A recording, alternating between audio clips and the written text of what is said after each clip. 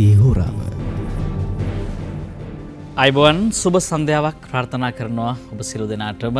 ඔබ සතියක දේශපාලන හමුවනින් අද සජීවී සංවාදය සමගයි මේක් වන්නේ. අපි දන්න ඔබ මග බලාගෙන ඉන්නවා අපි එන්නතුරු. මේ සංවාදයට බොහෝ දෙනෙක් ඇලුම් කරනවා, බොහෝ දෙනෙක් ප්‍රිය කරනවා. ඒ වගේම තමයි බොහෝ දෙනෙක් අදහස් දක්වනවා මේ රට හදන්න ඕනේ යහපත් වූ වේදිකාවක්, සංවාදයක් හදන්න ඕන රටේ. ඒ සංවාදය දියුණු කරන්න ඕන. ඒ සංවාදයට මහජන සහභාගීත්වය වැඩි කරන්න ඕන. ඒ තනිව හුදකලා වූ විද්වත් කණ්ඩායමක සංවාදයක් නෙවෙයි. ප්‍රජාවගේ සහභාගීත්වයෙන් ඔවුන්ගේ අවබෝධය මත සංවාදය වගේම රටට අවශ්‍ය මහජන ක්‍රියාකාරීත්වය දියුණු කරන්න ඕන, ගොඩනගන්න ඕන. මේ පදනම ඇතුලේ උන්ගේ දේශපාලන සවිඥානිකත්වයේ හැතුලේ රටට අවශ්‍ය දේශපාලන වටපිටාව ජනතාව විසින් සකස් කරගත යුතු වෙනවා. කවුරුන් හෝ පිටස්තර ලෝකයකින් ඇවිල්ලා අපිට ප්‍රතිපත්ති හදලා මෙන්න රටක් කියලා දීලා යන්නේ නැහැ. අපේ මේ ප්‍රශ්නය වටහාගෙන අපි ගැටලුවක ඉන්නවා කියන කාරණය අපි වටහාගෙන අපේ ඇතුළේ විග්‍රහයන් කරගෙන ඒ විග්‍රහය සමාජගත කිරීමෙන් පුළුල් දේශපාලන කතිකාවක්, අලුත් දේශපාලන කතිකාවක් රටේ හැදෙනවා. අපි ඔබට බොහොම වගකීමෙන් කියන්නේ අපි පරණ ගෙට සෙවිලි කරන්න වහලා හදන්නේ නැහැ. අපි අලුත් ගෙපලක් තනලා අලුත් නිවසක් හදලා අලුත් වහලයක් හදන්න උත්සාහ කරන්නේ. නිසා රට හැදීමේ පාර පිළිබඳව අපට තියෙන වෙනස් අදහසක්, වෙනත් අදහසක්.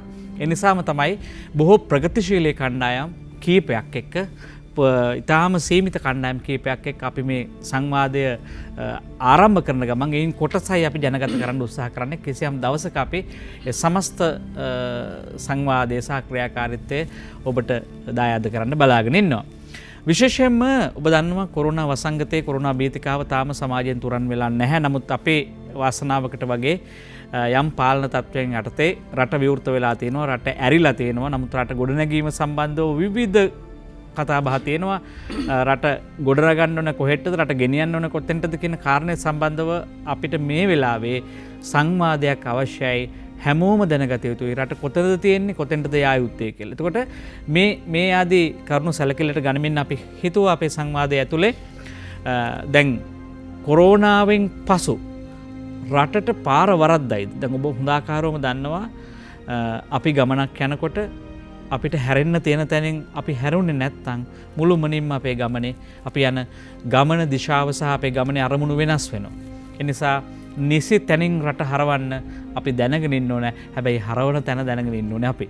ඒ නිසා මේ වෙලාවේ අවශ්‍ය සංවාදය තමයි රට ගෙනියන්නේ, රට හැරෙන්නේ කොහෙටද, රටට පාර වරද්දයිද, අපිට වැරදෙනවද, වරද්දන්න කවුරුවත් ඉන්නවද කියන කතා බහ ටිකක් ගැඹුරින් සංවාදයට ගන්න අද ඉඩකඩ වෙන් කරන්නේ සඳහා තමයි.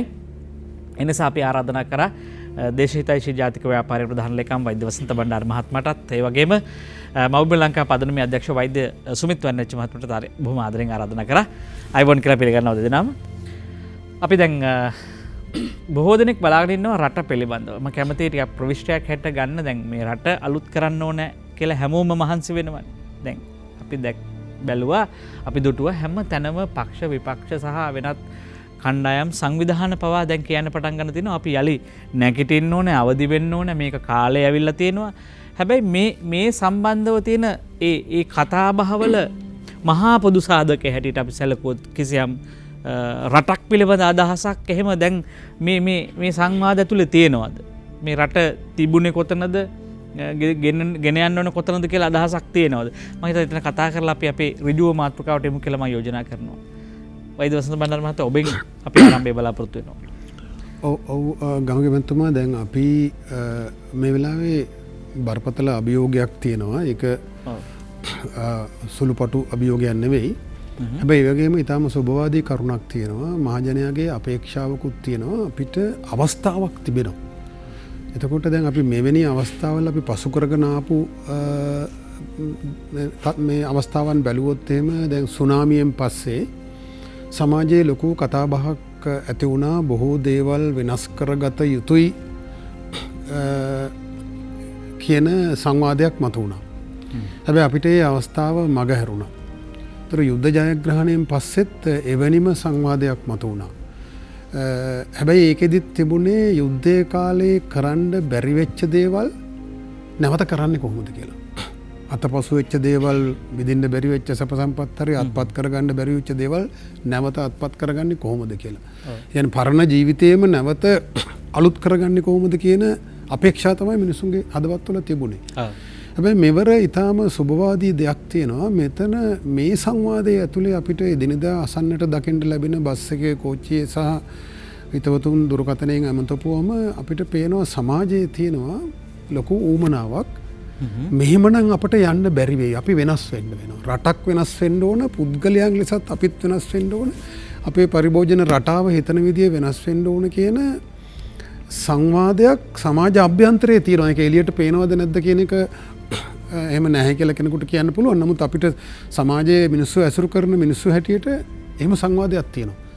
මෙහෙම යන්න බෑ කියන කතාවක් තියෙනවා. ඉතින් ඒක යහපත් දෙයක්. හැබැයි ඒ කතාව යටවීමේ අවදානමක් නැද්ද? ඔව්. නමුත් ඒ එක්කම අපිට යුද්ධයෙන් පස්සෙත් අපි දකිනවා ඒක දීර්ඝ කතාවක් මේ වෙලාවේ ඒක අදගන්න අවශ්‍ය නැහැ. අපිට අලුත් ගමනකට අවතීර්ණ වෙන්න බැරි වුණේ පාර වරද්දන ක්‍රියාවලියක් එදත් තිබුණා. මොකද අපේ රට ගත්තොත් එහෙම ලෝකයේ ඊටාම අපේ රටේ ජනතාව පිළිගත්තේ නැති වුණාට ලෝක භූදේශපාලන අධ්‍යයනයන් ඇතුලේ පැහැදිලිව පෙනෙන දෙයක් තමයි අපි ඊටාම බලවත් රටක්. යුද්ධමය වශයෙන් භූදේශපාලන වශයෙන් උපාය මාර්ගික වශයෙන් ඊටාම බලවත් තැනක අපි පිහිටලා තියෙන්නේ. ඒ වගේම අපේ තියෙන අපිට ගොඩබිම වගේ 23 ගුණයක් මූද අපේ අහස වර්ග කිලෝමීටර් ලක්ෂයක් ඒකනොත් අපි යම් ප්‍රමාණයක් ඉන්දියාව බලෙන් එක අත්පත් කරගෙන ඉන්නවා. එතකොට මේ මහා මුළු ලෝකයේම ගුවන් ගමන් සම්බන්ධයෙන් නාවික ගමන් සම්බන්ධයෙන් කේන්ද්‍රස්ථානයක්. එතකොට ඒ නිසා අපි ස්වාධීනව නැගී සිටීම කියන එකට කැමති නැති. ඒක රුස්සන් නැති. අපි ස්වාධීනව නැගිට්ටොත් ඒ අධිරාජ්‍යවාදී මහා බලවතුන්ගේ න්‍යාය පත්‍ර අවුල් වෙයි කියලා හැම විටම බියකින් පසු වෙනවා. ඒ නිසා අපිට ස්වාධීනව නැගී සිටින්න ලැබෙන හැම අවස්ථාවක්ම අහිමි කරන්න පාර වරද්දන්න විශාල බලවේග ප්‍රමාණයක් ක්‍රියාත්මක වෙනවා. ඒක එකපාර බැලු බැලමට පේන්නේ නැහැ. ආණ්ඩුව ඇතුළේ ඉන්න නිලධාරීන් වෙන්න පුළුවන්. එළියේ තියෙන ඔය පාත් ෆයින්ඩර් හරි මොනවා හරි ඒ වගේ අපිට පාර කියලා දෙන්න එන රාජ්‍ය නොවන සංවිධාන වෙන්න පුළුවන්. මහා ව්‍යාපාරික සමාගම් වෙන්න පුළුවන්. එතකොට මේ පාර වැරද්දීමේ ක්‍රියාවලියක් තියෙනවා. එහෙම තමයි අපිට පාර වැරදුනේ. එහෙම නැත්නම් වෙනත් වචන වලින් කියනවා නම් පරණ වයින්ම අලුත් බෝතලයකට දාලා අපිට පොවන්න. එහෙම නැත්නම් බස් එකේ බෝඩ් ලෑල්ල විතරක් වෙනස් කරලා යලි නැගිටමු ශ්‍රී ලංකා කියලා පරණ පාරේ මේක අරගෙන යන්න.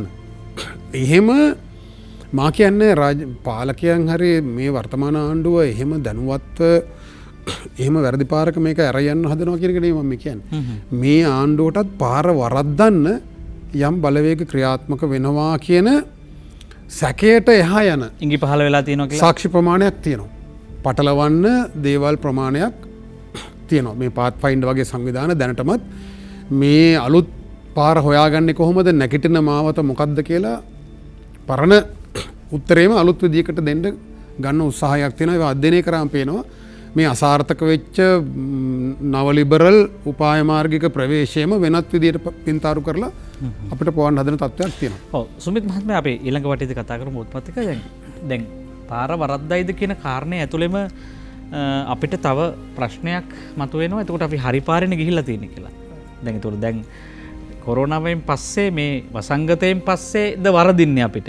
එතකොට අපි කලින් හරියට ගියාද කියලා කතා බහ කළොත් අපි හිතන්නේ ගමක මහත්තයා අපි මීට ඉස්සෙල්ලා කතා කරපු සාකච්ඡා මේ කොරෝනාෙන් ඉස්සෙල්ලා සාකච්ඡා කරපුවත් එක්ක අපි කතා කරුවේ අපිට වැරදිලයි කියලා.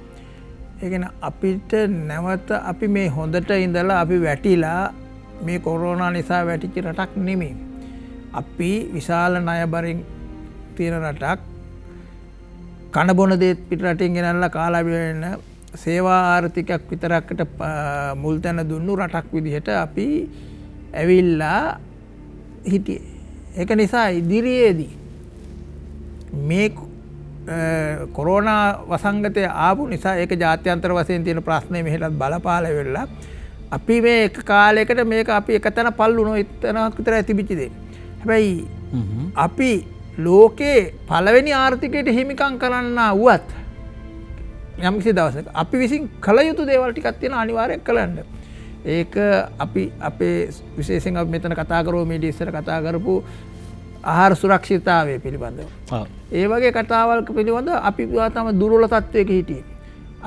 අපිට කන බොන දේවල් එළවලු පවා පිටරටින් ගෙන තත්ත්වයට පත් වෙලා හිටු ජාතියක් වශයෙන් අපි මොන තත්වයක සිටියත් අපි ඒ දේ අනිවාර්යෙන් කළ යුතු ටික. ඒ කියන්නේ අපි ලෝකේ පළවෙනි ආර්ථිකයට හිමිකම් කියනා බවට පත් වෙලා හිටියත් අපි අර ටිකට වග කියන්න ඕන අපි කරගන්න ඕන. ඉතින් එහාට වසන්ත මණ්ඩල කිව්වා වගේ අපිට මේ අලුතෙන් පටන් ගන්න අලුත් එහෙම වැටිලා නැගිටින කතන්දරයක් නෙමෙයි. හැබැයි ඔව් අපිට හිතන්න ඕන මේ අපිට වැරදිච්ච තැන් කොහෙද කියලා වෙලා. විශේෂයෙන්ම මේ නිෂ්පාදන රටාව වැඩි කරනවා නම් පරිභෝජනයට අවශ්‍ය දේ මූලික අපි නිෂ්පාදනය කරන්න ඕන. විදේශ විනිමය උපයනයවට අපි මුල් තැන දෙන්න ඕන. විදේශ විනිමය අනිවාර්යයෙන් පිටරට යන දේ පිළිබඳව අපි නැවත කහ බලන්න ඕන. ඒ වගේම අපි දන්නවා මේ දවස්වල කතා කරනවා මේ නවෝත්පාදන වැඩපිළිවෙලක් කියලා. හැබැයි නවෝත්පාදනය කියලා නව නිෂ්පාදනනේ. නව නිෂ්පාදන කිරීම සඳහා නව නිෂ්පාදන ඕන තරම් මේ රටේ මිනිස්සු ඇති කරනවා. හැබැයි ඒවට පේටන්ට් එකක් ගත්තට හරි වෙළඳ පොළට දාන්න ඒක ජයග්‍රහණය කරගන්න හැකියාවක් නැහැ. දැන් උදාහරණයක් කියලා අපේ රටට පස්සේ ආර්ථික නිදහස 1975 තමයි අවුරුදු 200ක විතර කාලයක් එකදින යුද්ධ කරලා ඉවරලා වියට්නාමයේ අද කෘෂිකාර්මික භාණ්ඩ ට්‍රැක්ටර් කොටස් සහ සමහර ට්‍රැක්ටර් තමන්ගේම වෙළඳ නාම වලින් ලෝක වෙළඳ පොළට නිකුත් කරන රටක් බවට පත් වෙලා තියෙනවා. ඒ වගේම ඇමරිකාවට පවා කෘෂි අපනයන කරන රටක් බවට පත් වෙලා තියෙනවා. හැබැයි ඒව කොහොමද උනේ? ඒ රටවල නවෝත්පාදන නිෂ්පාදන වලට අද නිෂ්පාදනය කරන දේ හෙට වෙළඳ පොළට අවශ්‍යතාවය විදිහට ගෙනියන විදිහට ඒ රාජ්‍ය ප්‍රතිපත්තීන් සහ ඒ රාජ්‍ය නිලධාරීන් ක්‍රියා කළා. හැබැයි අපේ රටේ මොනවා හැදුවත් එහෙම තත්ත්වයක් නැහැ. අපි දන්නවා ටීවී වල දැක්කා කාර් එකක් ඇසෙම්බල් කරලා එක දරුවෙක් ඒක අවුරුදු 5ක් තිස්සේ ඒක රෙජිස්ටර් කරගන්න බැරුව ඉන්නවා. එතකොට භාණ්ඩයක් හැදුවත් මූලික වශයෙන් බිලදී ගන්න ඕනේ රජයේ මැදිහත් වීමෙන් රජයේ අවශ්‍යතාවය සඳහා. හැබැයි රජයේ අවශ්‍යතාවය සඳහා ටෙන්ඩර් පරිපාටියකට ගියාට දේශීය නිෂ්පාදකයාට අද තියෙන තත්ත්වය තුළ ඔහුට තරඟ කරන්න බැරි තත්ත්වයක් තියෙනවා ආනයනික භාණ්ඩත් එක්ක. ඒතර මේ වගේ ප්‍රතිපත්තිය වශයෙන් විශාල වෙනසක් කරන්න නැතුව නවෝත්පාදන විතරක් කිව්වට අපිට මේ දේ හරියන්නේ නැහැ. ඒකින්ද මේ නවෝත්පාදන කියන ගමන්මත් ඒකම මේක විනාශ කරන්න පුළුවන්. ඒක නවෝත්පාදන කියලා යමක් ගෙනල්ලා වෙලා ඊට පස්සේ ඒක වෙළඳපොළ කඩා වැටෙනවා නැවත ආපහු යන්නේ ආනයන ආර්ථිකයට තමයි. ඒක නිසා අපිට අද දවසේ මම හිතන්නේ අපි ගොඩක් කතා කරන්න වෙනවා මේක පිළිබඳ තියෙන මේ උපරිව්‍යුහයේ තුළ තියෙන ප්‍රශ්න වලට රජයක් වශයෙන් මැදිහත් වෙන්න ඕන. එහෙම මැදිහත් වුණොත් විතරයි මේක ඉක්මනටම ඉදිරියට ගෙනියන්න පුළුවන්. එහෙම වුණොත් විතරයි මේක නැවත නැගිටීමක් වෙන්නේ. ඔව් දැන් ඒ එතනම අපිට චුට්ටක් කතා බහ කළ යුතුයි කියලා මට හැඟෙනවා වසන්ත බණ්ඩාර මහත්මයා. දැන් අපේ දැන් ආයෙ නැගිටින්න කියලා කියනවා නම් ඒකට අපි වැටලා ඉන්න ඕනනේ. ඒකෝර දැන් අපිට කොරෝනා වසංගතයේම ඌමුණා වුණා. දැන් ඔය කිව්ව නිෂ්පාදන ආර්ථිකය ශක්තිමත් කරගත්තු රාජ්‍යයන් වලට මෙවැනි වසංගතයක් තිබුණද ඒ රට ගොඩේන්. ඒ වසංගතයක් නොමැතුව කිසියම් විධිමත් දේශපාලන සැකස්මක් ව්‍යුහයක් රටක සංවර්ධන සැලැස්මක් තිබුණද ඒ රටවලට කියලා ප්‍රශ්නයක් තියෙනවනේ. ඒතකොට දැන් අපි දැන් කොරෝනා වලින් පස්සේ මේ රට ගැන කතා කරනකොට අපි හිතන්නේ කොරෝනා වලින් වැටුණා කියනවා සමහරු. හැබැයි සමහරු කියනවා මේ කොරෝනා වලින් වැටුන්නේ නැහැ. කොරෝනා වලින් තමයි අපි නැගිට්ටේ කියලා. ඒකෝර මොකද ආණ්ඩුවත් වෙනස් වෙනවා. මේ සම්බන්ධව ඔබතුමාගේ අදහස මොකක්ද? ඒ අදහසින් පස්සේ ඔබතුමාගේ ප්‍රශ්නට උත්තර දෙන ගම වෛද්‍ය සුමීත් කියපු දෙයට පොඩි එකතු කිරීමක් කරන්න කැමතියි. මේ අපි ඇත්තටම ඒ කියන්නේ දැන් මේකේ අර කලින් කිව්වා වගේ කොරෝනා නිසා අපි වැටිලා දැන් කොරෝනා වසංගතය පාලනය කරගත්තම අපි කොහොමද යලි නැගිටින්නේ කියන සංවාදයේද මේ තියෙන්නේ. එහෙම නැත්නම් අපි ඇත්තටම කොරෝනා වලට පෙර ඔය කියන විදිහට හිටගෙන හිටියද නැත්නම් වැටිලාද හිටියේ ධනගාමින්ද හිටියේ කියන ප්‍රශ්නේ.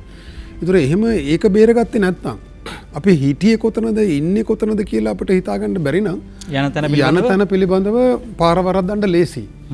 ඉතින් අපි ගත්තොත් එහෙම අපි ඔය හැමෝම පතුරු ගහන ඊටාම රළු දුප්පත් නිර්ණායකයක් තමයි ආර්ථික වර්ධන වේගය කියන එක. ඒකෙන් මනින්න පුළුවන් බොහොම සුළු දේවල් ටිකක්. නමුත් අපි ඕකෙන්ම මැන තමයි මේ ඔක්කොම අර උණ විතරක් බලලා ශරීරයේ සීළු රෝග හොයාගන්න හදනවා වගේ. ඒකෙන් මැන්නත් ඔය අපේ ලොකු මහත්තුරු විශ්වවිද්‍යාල ආචාර්යවරු ඔය කියන ආර්ථික වර්ධන වේගයෙන් කිව්වත් පසුගිය අවුරුද්දේ ආර්ථික වර්ධන වේගය 1.9. ඒක අර 2001 ඍණාගයක් තිබුණා වගේ ඊටාම පහළ මට්ටමක්. එතනට වැටලා තිබුණේ. එතකොට ණය ගෙවීමේ අර්බුදයක් තියෙනවා විදේශ සංචිතවල ගැටලු රාශියක් පහුගිය කාලේ වෙනකොට.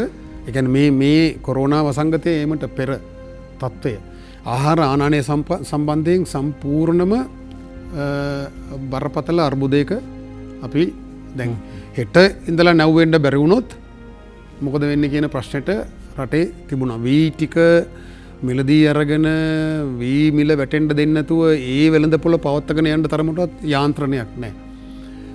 එළවලු ගොවියගෙට මුහුණ දෙන ප්‍රශ්නේ අපි දැක්කා. රාජ්‍ය වෙළඳපොළ තුල භූමිකාවක් ඉටු කරන්නේ මේ ආර්ථික මධ්‍යස්ථාන කියන පරණ අවුරුදු 200කට කලින් තිබුණු වෙළඳපොළ ක්‍රමයක් යොදාගෙන ප්‍රශ්නේ විසඳන්න උත්සාහ කරනවා. අපි ඒක දැන් ප්‍රතිඵල භුක්ති විඳ මේ වසංගතයෙන් පස්සේ අපි දැක්කා. ඒක කොයිතරම් අසාර්ථකද කියලා.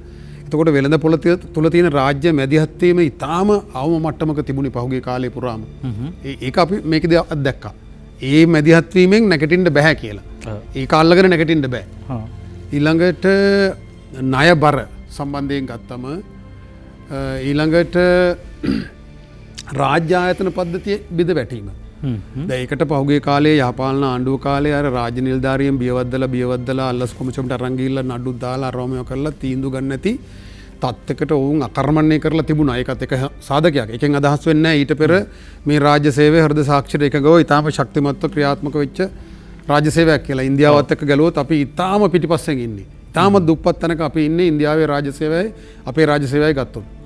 එතකොට මේ රාජ්‍ය සේවයේ බරපතල වෙනස්කම් කරන්න නැතුව ජනාධිපතිතුමා ඊයේ පෙරදා කිව්වා මේ පුළුවන් නම් කරන්න බැරි නම් යන්න කියන වචනේම එතුමා එක්තරා ආකාරයකට කිව්වා. මෙහෙම බැහැ කියලා. ඒතර මේ රාජ්‍ය සේවයේ අද මේ තියෙන මේ දුර්වල දුප්පත් තැනින් ගොඩ ගත්තේ නැත්තම් නැගිටින්න දෙයක් හිතන්නවත් බෑ. ඒතර අපි මේ නැගිටලා ඉඳලා වැටුණා නෙමෙයි කොරෝනා නිසා. අපි කොරෝනා එනකොටත් වැටලා හිටියේ. ඒතර නැගිටින්න නම් ශක්තිමත් දෙයක් අපි අල්ලගන්න ඕන. ශක්තිමත් දෙයක්. එතකොට ඒ අල්ලගෙන නැගිටින්න හදනකොට අපි නැගිටින්න හදන පරිසරය කොයි වගේද කියලා අපිට අවබෝධය තියෙන්න ඕන. මේ අභියෝගය මොකක්ද කියලා. ප්‍රශ්නේ වගේම අභියෝගය. දැන් බලන්න රක්ෂාවල් සම්බන්ධයෙන් දැන් ලෝකයේ විශිෂ්ටතම ආර්ථික විද්‍යාඥයෝ ඒ වගේ ලෝක බැංකුව මේ මූල්‍ය අරමුදල පවා ඒ කියන ඒවා ගොඩක් දැන් සමාන තත්ත්වයක තියෙනවා. රැකියා වියුක්තිය 50%කින් 50%කට රැකියා අහිමි වෙයි කියන එක අවම වශයෙන්. එතකොට දැන් අපිට අපේ වෙළඳ හිගය ඩොලර් බිලියන 10ක්. අපි ඒක පියෝ ගන්න පිටරටින් එන අපේ ශ්‍රමිකයෝ හම්බ කරලා එවන ඩොලර් වලින්. දැන් ඒකේ අද වැටීමත් 50%කට වඩා ප්‍රමාණයකින් අද වැටෙන්න පුළුවන්. බිලියන 7ක් විතර හම්බෙන එක බිලියන 4ට විතර 3.5ට බහින්න පුළුවන්. දැන් පොඩි උදාහරණයක් ගත්තොත් මේ පහුගිය මාස 3 මාර්තු අප්‍රේල් මැයි අපිට රැකියා අවස්ථා 37500ක් නැති වෙනවා ගිය අවුරුද්දට සාපේක්ෂව. ගිය අවුරුද්දේ 45000ක් පිටරට ගියා මේ මාස 3 අපි සංඛ්‍යාලයකට බැලුවා මම ඊ පෙරදා. එතකොට මේ අවුරුද්දේ 7500කට එක බහිනවා. ඒතර හිතලා බලන්න. එතකොට මේ අලුත් රැකියා අවස්ථා නැතිවීම මේ මාස 3ට රැකියා දල වශයෙන් 40000ක් අහිමි වෙනවා. එතකොට දැනට කරන රැකියා අහිමි වීම 50% දක්වා වැඩි වෙන්න පුළුවන්. එතකොට අපිට මේ නැගිටින්න මම එක උදාහරණයක් කිව්වේ නැගිටින්න සිද්ධ වෙන්නේ කඩා වැටිච්ච රාජ්‍ය සේවයක්. එතකොට ආහාර ආනයන මත අපිට අපේ දේ හදාගෙන කණ්ඩ බැරි නැව නැත්තම් මාස දෙකකින් රට වැටෙන තත්ත්වයේ ආහාර සුරක්ෂිතතාවය තමයි අපේ තියෙන්නේ. පාම් පිටි කෑම කියන එක පහුගිය කාලේ මේ 30-40කින් වැඩි වුණා. ඒ වෙළඳපොළ මිල විකෘතිය හින්දා සහනාධාර දීලා පාම් පිටි ගෙලන කනවා. එතකොට සහල් කර්මාන්තේ කඩා වැටෙනවා. හැබැයි මේ පහුගිය ටිකේ සාපේක්ෂව අඩුවීමක් දක්නට ලැබෙන්නේ නැද්ද? ඔව් පහුගිය දවස්වල මේ කියන සමාජ දුරස්ථභාවයේ බාධක නිසා ඒක අඩු වෙනවා. එහෙම නමුත් මේක ආයි පටන් ගත්ත ගමන් ආයි පරණ තැනට යනවා.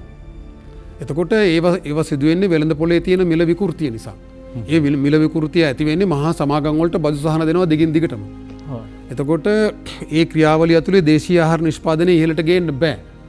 එතකොට ඒ කියන්නේ අපේ පදනම දුර්වලයි.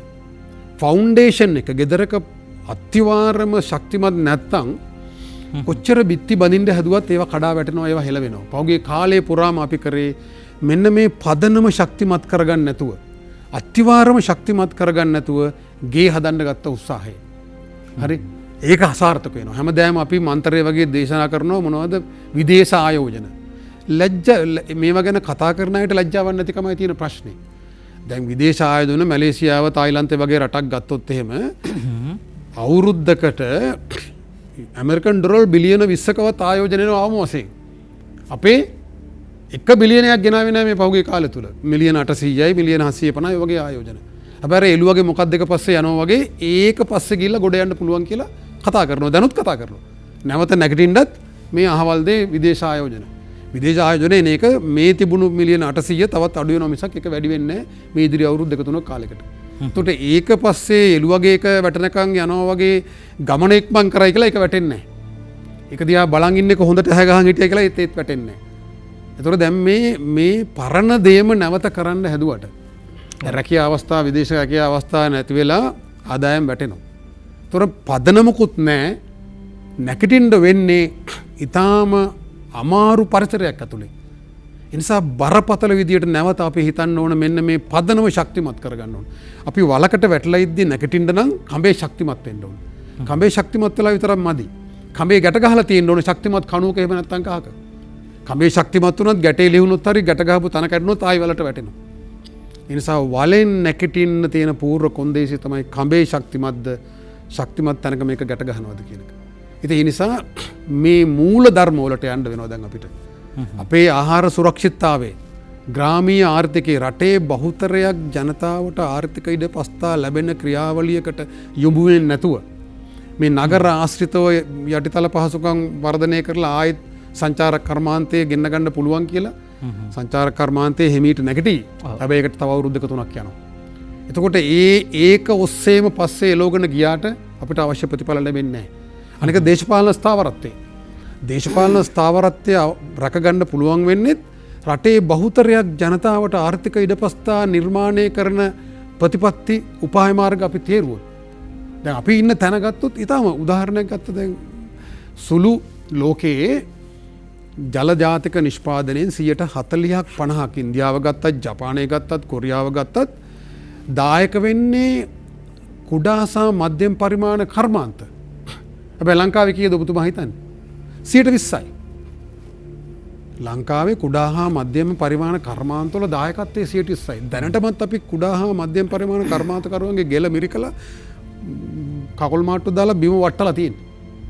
ඊ අයට නැගිටින්න මොකද්ද කළ යුත්තේ කියන එක සම්බන්ධයෙන් බරපතල සංවාදයක් නැත්නම් ඒක නැගිටවන්න බැයි නම් අපිට නැගිටින්න බෑ. නමුත් දැන් ඒ සම්බන්ධව පසුගිය කාලේ ඉඳන් ක්‍රියාත්මක වෙච්ච නව උත්පාදන සඳහා ආයතන තිබුණා. උදාහරණයක් හැට අපේ පැහැදිලිවම දන්නවා දේශීය වෙදකමට පවා දැන් කතාබහට ලක් වෙන දේශීය වෙදකමට පවා අමාත්‍යාංශ තිබුණා. ඇමතිවරු හිටියා. මේවට කණ්ඩායම් හිටියා. ආයතන පිටලා තිබුණා. කෘෂි කර්මාන්තයට නගා හිටවන්න සැලසුම් තිබුණා. ආයතන තිබුණා. දැන් මේ එතකොට දැන් අපේ නැවත රට නැගිටිනකොට මේ සියලු සම්බන්ධතා ගිලිහුණා නම් නැවතව සක්‍රිය කිරීමෙන් රට යහපත් වෙන්නේ නැහැ කියලා ඔබතුමා හිතනවා. කල්පනා කරනවා. මේමයි. දැන් ඕකත් ඔය කියන මහත්තුරු ඕක සත්භාවයෙන් කියන්නේ.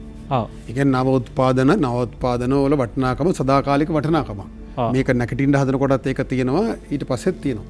හැබැයි ඒකෙන් නැකටින්ට පුළුවන් කියලා කෙනෙක් කියනවා නම් ඒකත් දන හෝ නොදන පාර වරද්දන්න කියන දෙයක් කියලා තමයි කියන්න සිද්ධ වෙන්නේ. මේ මාධ්‍ය සංදර්ශන මේ අපි දන්න අපේ හිතවතුන් ඉන්නවා ඒ අයට තියෙනවා පේටන්ට් බලපත්‍ර එක්කෙනෙකුට 17යි තව කෙනෙකුට 20යි තව කෙනෙකුට 5යි ඔය වගේ අපි දන්න අඳුරණයි ඉන්නවා. මේ අය මේ නව සොයා ගැනීම මතේ තියාගෙන ඉන්නවා. ඒවා වෙළඳ පොළට ඉදිරිපත් කරන තැන දක්වා ගෙනියන්න වැඩපිළිවෙලක් නැහැ. ඒ විතරක් නෙවෙයි. ඒවා නිෂ්පාදකයන්ට ඒ නව උත්පාදන භාවිතා කරලා විශේෂයෙන්ම කුඩා සහ මධ්‍යම පරිමාණ අංශයේ නිෂ්පාදන වලට වෙළඳ පොළක් නැහැ. අපේ පෞගේ කාලේ අපේ ආණ්ඩුවෙම ගැසට් මේ procurement guideline කියන ඒ කියන්නේ මිලදී ගැනීමේ නිර්දේශය ඇතුළේ තියෙනවා දේශීය නිෂ්පාදන වලට 120ක් වැඩි මිලක් ටෙන්ඩර් එකෙන් දෙන්න පුළුවන් කියලා. හැබැයි මොකද්ද ඒක කොලේ විතරයි තියෙන්නේ ප්‍රායෝගිකව නිර්ණායක හදන්නේ ප්‍රමිතියෙන් හදන්නේ ඔක්කොම පිටරටින් ආනයනය කරන භාණ්ඩ වලට. ඒතර එහෙම වෙළඳ පොලක් ඇතුලේ අර කියන නවෝත්පාදන වෙළඳ පොල දක්වා කවදාවත් ගමන් කරන්නේ නැහැ. ඒක බොරුවට මන්තරයක් වගේ කීකේ ඉන්න පුළුවන් මාධ්‍ය වලට කියන්න පුළුවන්. ඒ නවෝත්පාදන කොමිසමේ සභාපතිතුමා එතුමා සත්භාවයෙන් තමයි කියන්නේ. හැබැයි ඒකෙන් නම් පාර හොයාගන්න හදන්නේ ඒකෙන් නම් ගොඩ එන්න හදන්නේ මේ පදනම ශක්තිමත් කරගන්න නැතුව. එහෙනම් ආයෙත් පාර වරද්දිනවා. කෙන් මේ සමහර දේවල් හිතාමතා පාර වරද්දනවා අය වෙනම ඉන්නවා. සද්භාවයෙන් අවංකවත් පාර වරද්දන අය ඉන්නවා. දැන් ඔය එකක් ඔය නවෝත්පාදන වලින් ගොඩ යන්න පුළුවන් මේ ප්‍රශ්නෙන් විසඳෙන්න පුළුවන් කියලා කාරණේ. දෙවෙනි කාරණේත් අපේ සමහර ආර්ථික විද්‍යාඥයෝ කියන අය කියනවා මොකද්ද උන් කියන්නේ? ඊයේ පෙරේදා හිටපු මහ බැංකුවේ අධිපතිතුමා කියලා තිබුණා. මොකද එතුමා කියනවා අපේ රටේ ආර්ථිකයේ ප්‍රමාණය දළ ජාතික නිෂ්පාදිතය ට්‍රිලියන 15යි. බිලියන 15000යි. හැබැයි කුසිකර්මාන්තයේ දායකත්වයේ බිලියන 1යි. ඉතා කුඩා ප්‍රමාණයක්. ඒ නිසා ඕක ලොකුවට අරන් දැඟලුවට අපිට ගොඩ යන්න බෑ කියන එක තමයි එතුමා වක්‍රව කියන්නේ. ඕකනම් පිළිගැනීම, ඕකනම් ප්‍රතිපත්තිය ආයිත් අපිට පාර වරදිනවා. ඒ කියන්නේ පදනම කියන එක අවතක්සේරු කරන්න බෑ. කොහොමත් ගයක් හදනකොටත් ෆවුන්ඩේෂන්ට 10% විතර තමයි යන්නේ. හැබැයි ඒක නැතුව උඩ කෑල්ල හදන්න බෑ. දැන් මේ අපේ විද්වත්තු කියනවා ෆවුන්ඩේෂන්ට පොඩි ගාණක්. ඒක එච්චර වැදගත් නෑ. ඒ නිසා කුෂිකර්මාන්තයේ අවතක්සේරු කරලා ආහාර සුරක්ෂිතභාවය අවතක්සේරු කරලා ග්‍රාමීය ආර්ථිකය උද්දීපනය කරන්න අවශ්‍ය ක්‍රියාමාර්ග ගන්න නැතුව හරි මේ කියන සුන්දර කතා කියලා නම් අපි ආයේ නැවත ගොඩ යන්න හදන්නේ පාර වරදිනවා. ඒක වැරද්දවීමක් නෙවෙයි අවංකව මේ හිතාමතා දුෂ්ට විදිහට කරන දෙයක් නොවෙන්න පුළුවන්. නමුත් අවංක මෝඩකමට හරි අර කියන විද්වතුන්ගේ මෙතෙක් ආපු ඒ ලනු කාලා වෙන්න පුළුවන්. ඒවා පිළිපැද්දොත් ආයි පාර වරදිනවා. මේ ලෙස අපි හොඳට කල්පනාවට ගන්න ඕනේ දැනගෙන නම් අපි වැරදි පාරේ යන්නේ මේක හරි පාර කියලා. ඒක ලොකු ප්‍රශ්නයක් තියෙනවා. හැබැයි නොදැනගෙන අපේ අනාථ වෙනවා නම් අපි සාමාන්‍යයෙන් කිව්වොත් නොදැනගෙන අනාථ වෙනවා නම් වැරදි පාරක ගිහිල්ලා ඒ දැනුම්වත් භාවයේ සමාජය තුළ ඇති කිරීම ඇතුලේ අපිට පාර හරගස ගන්න පුළුවන්. පාර නිවැරදි කරගන්න පුළුවන්.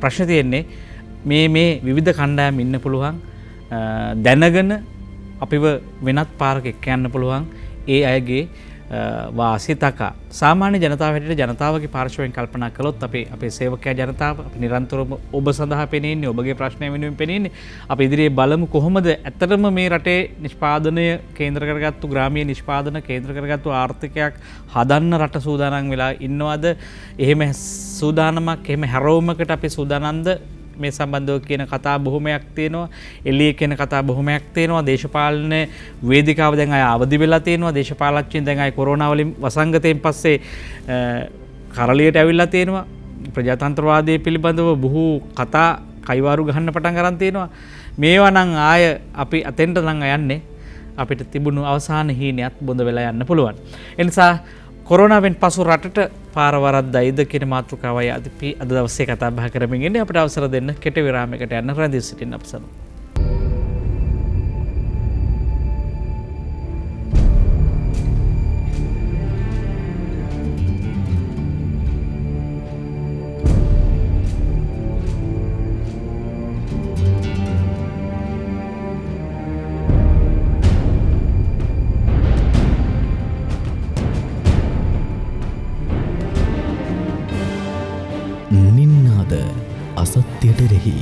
සත්‍යයේ හොරාව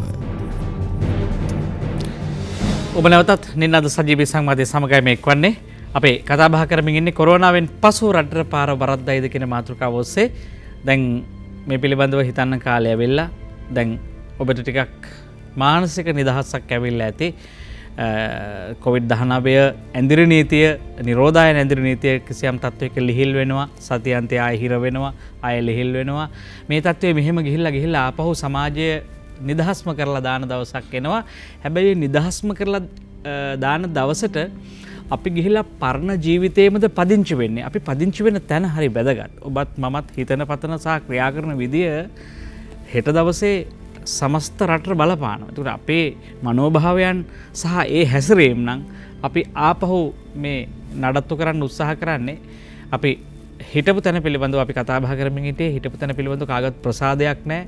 හැබැයි මේ COVID-19 වසංගතයේ ඇති වුණු කම්පණය පාවිච්චි කරන්න පුළුවන් ද අපට හැරෙන්න. මේක තමයි අපි අල්ලගන්න ඕන නාඩිය කියලා අපි හිතනවා මේ සමස්ත ක්‍රියාවලිය ඇතුළේ මේ කම්පණය ඇතුලේ අපිට හැරෙන්න පුළුවන්ද අපි ආය වැරදි පාරක බව දන්නවා නම් දැන් අපි කතා කරමු සුමිත් වන්නරිච මහතා දැන් අපි කතා කරොත් දැන් පහුගිය ආපු පාර වැරදි කියලානේ අපි කතා කරන්නේ. එතකොට දැන් ආපු පාර වැරදි කියලා කියන්න තරම් අපට ප්‍රමාණවත් සාක්ෂියක් අපට ප්‍රමාණවත් සංඥාවක් ප්‍රමාණවත් සංවාදයක් රටේ තිබ්බේ නැද්ද?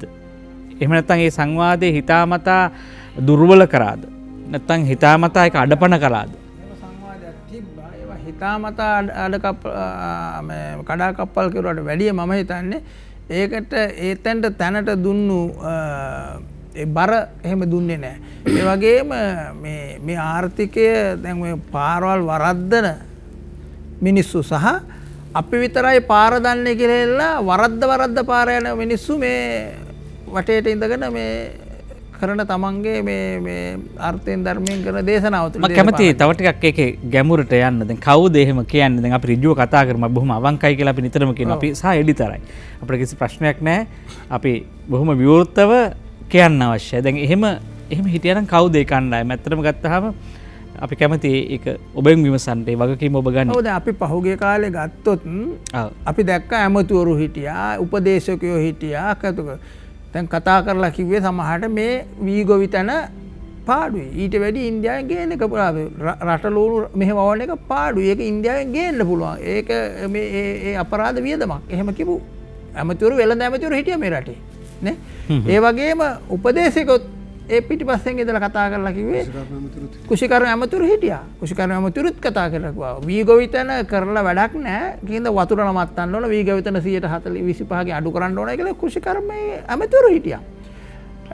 වෙළඳ ඇමතුරු හිටියා අර වගේ. ඒතකොට මේ රටේ කුෂිකර්මයේ නංවන්න ඕන පුද්ගලයෝ සහ වෙළඳාමත් එක්ක මේ රටේ මේ අභ්‍යන්තර වෙළඳාම දියුණු කරන්න ඕනේ කොහෙද කියලා කියන්න ඕන මේ කැබිනට් ඇමතුරු. එතන ඔවුන් එතෙන්ට ඉන්නවා නම් අනිත් අයට මොනව වෙනවද කියලා අපිට හිතා ගන්න පුළුවන්. ඔහුට පිටිපස්සෙන් ඉන්න මොනම කෙනෙක් මේ වැඩේ කෙරුවත් එතනින් එහාට ගෙනියන්න හම්බෙන්නේ. අගමැතිවරු මේ රටේ හිටියා. වී ගොවිතැන අඩාල කළ යුතු වී ගොවිතැන වෙනුවට ඒවල මේ බේබි කෝන් මොනවාද ගර්කින් කවන්න ඕනයි කිව්වා. ඒතකොට මේ රටේ ඉහළම තලයේ මිනිස්සු කිව්වේ. එහෙම ඉහළ තලයේ කියනකොට නිලධාරි කණ්ඩායමකුත් ඉන්නවා. ඒකත් එක්ක පිටිපස්සේ යන ඔවුන් සන්තෝෂ කිරීම සඳහා අවශ්‍ය විදිහට යටිතල හදන නිලධාරි පැලැන්තිකුත් ඒකේ හැදිලා හිටියා. ඊට පස්සේ රටේ ජනතාවටත් කියන්නේ මාධ්‍ය මගලුත් මෙයා පෙන්වුවේ මේ වගේ. හැබැයි මේ රටේ එක දිගටම යලට මහට වහින විසි කරපු දණ්ඩකුත් පැලවෙනවයි කියලා කියන හරිද? ලෝකේ රටේ අඩුම වර්ෂාපතන තියෙන්නේ මිලිමීටර් 800යි. හරිද? ඒතර මිලිමීටර් 800ක් කියලා කියන සමහර රටවල් වලට ඉතාමත් අධික වර්ෂාපතනයක්. අද කැලිෆෝනියාට වහින්නේ මේ අඟල් 2ක් විතර වගේ. හරිද? සමහර අවුරුදුට ඒත් නෑ. නෑ දැන් අපි සුමිත් මහත්තයා දැන් අපිට රටේ තිබුණ නැද්ද දැන් ඒ දැන් සමහර ගත්තාම සාම්ප්‍රදායික කෘෂිකර්මයක් තිබුණේ නවීකරණය වුණේ නෑ සමහර දේවල්.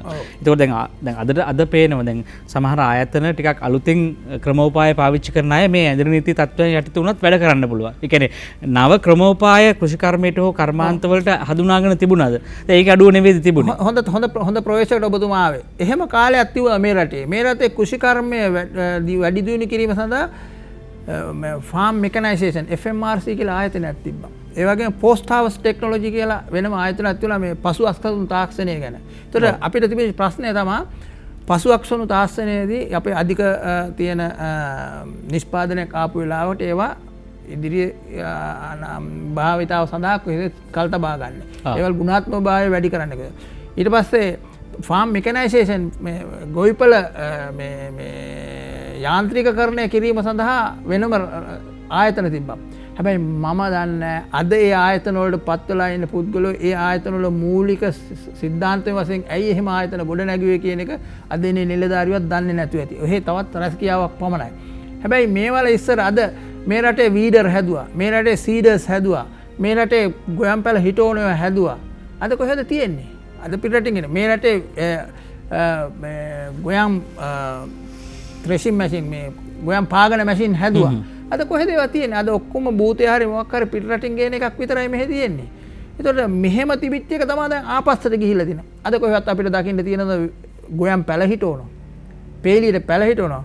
ඔබතුමා මියන්මාරේ යනවා අපි වෙනත් රටවල් දැකලා තියෙනවා. අපි දැකලා දැන් ජපානයේ වලත් ඕනම තැනක තමන්ගේ වී අස්සන්න හදාගන්න පැල හිටවල. හැබැයි ලංකාවේ එහෙම දෙයක් නැහැ.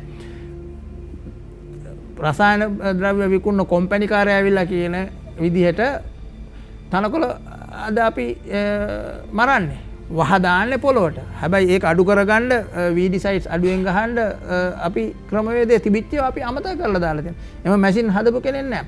එක උදාහරණයක් ගන්නම්. අද එක ලෑම් මාස්ටර් එකකට තියෙන තල 18 නගුලක් අරගෙන ගත්තොත් ඕකේ තල 18 හයි කරලා අක්කර 5යි හාන්න පුළුවන්. තලේ ගෙවෙනවා. හැබැයි කන් එකට කීයක් ඕනද තල නගුල් තල? අපි මේ නගුල් තලයේ කම්මලේ තලු අද නගුල් තලයේ කම්මලේ තලන්න ඒකත් පිටරටින් එන්නේ ආයේ.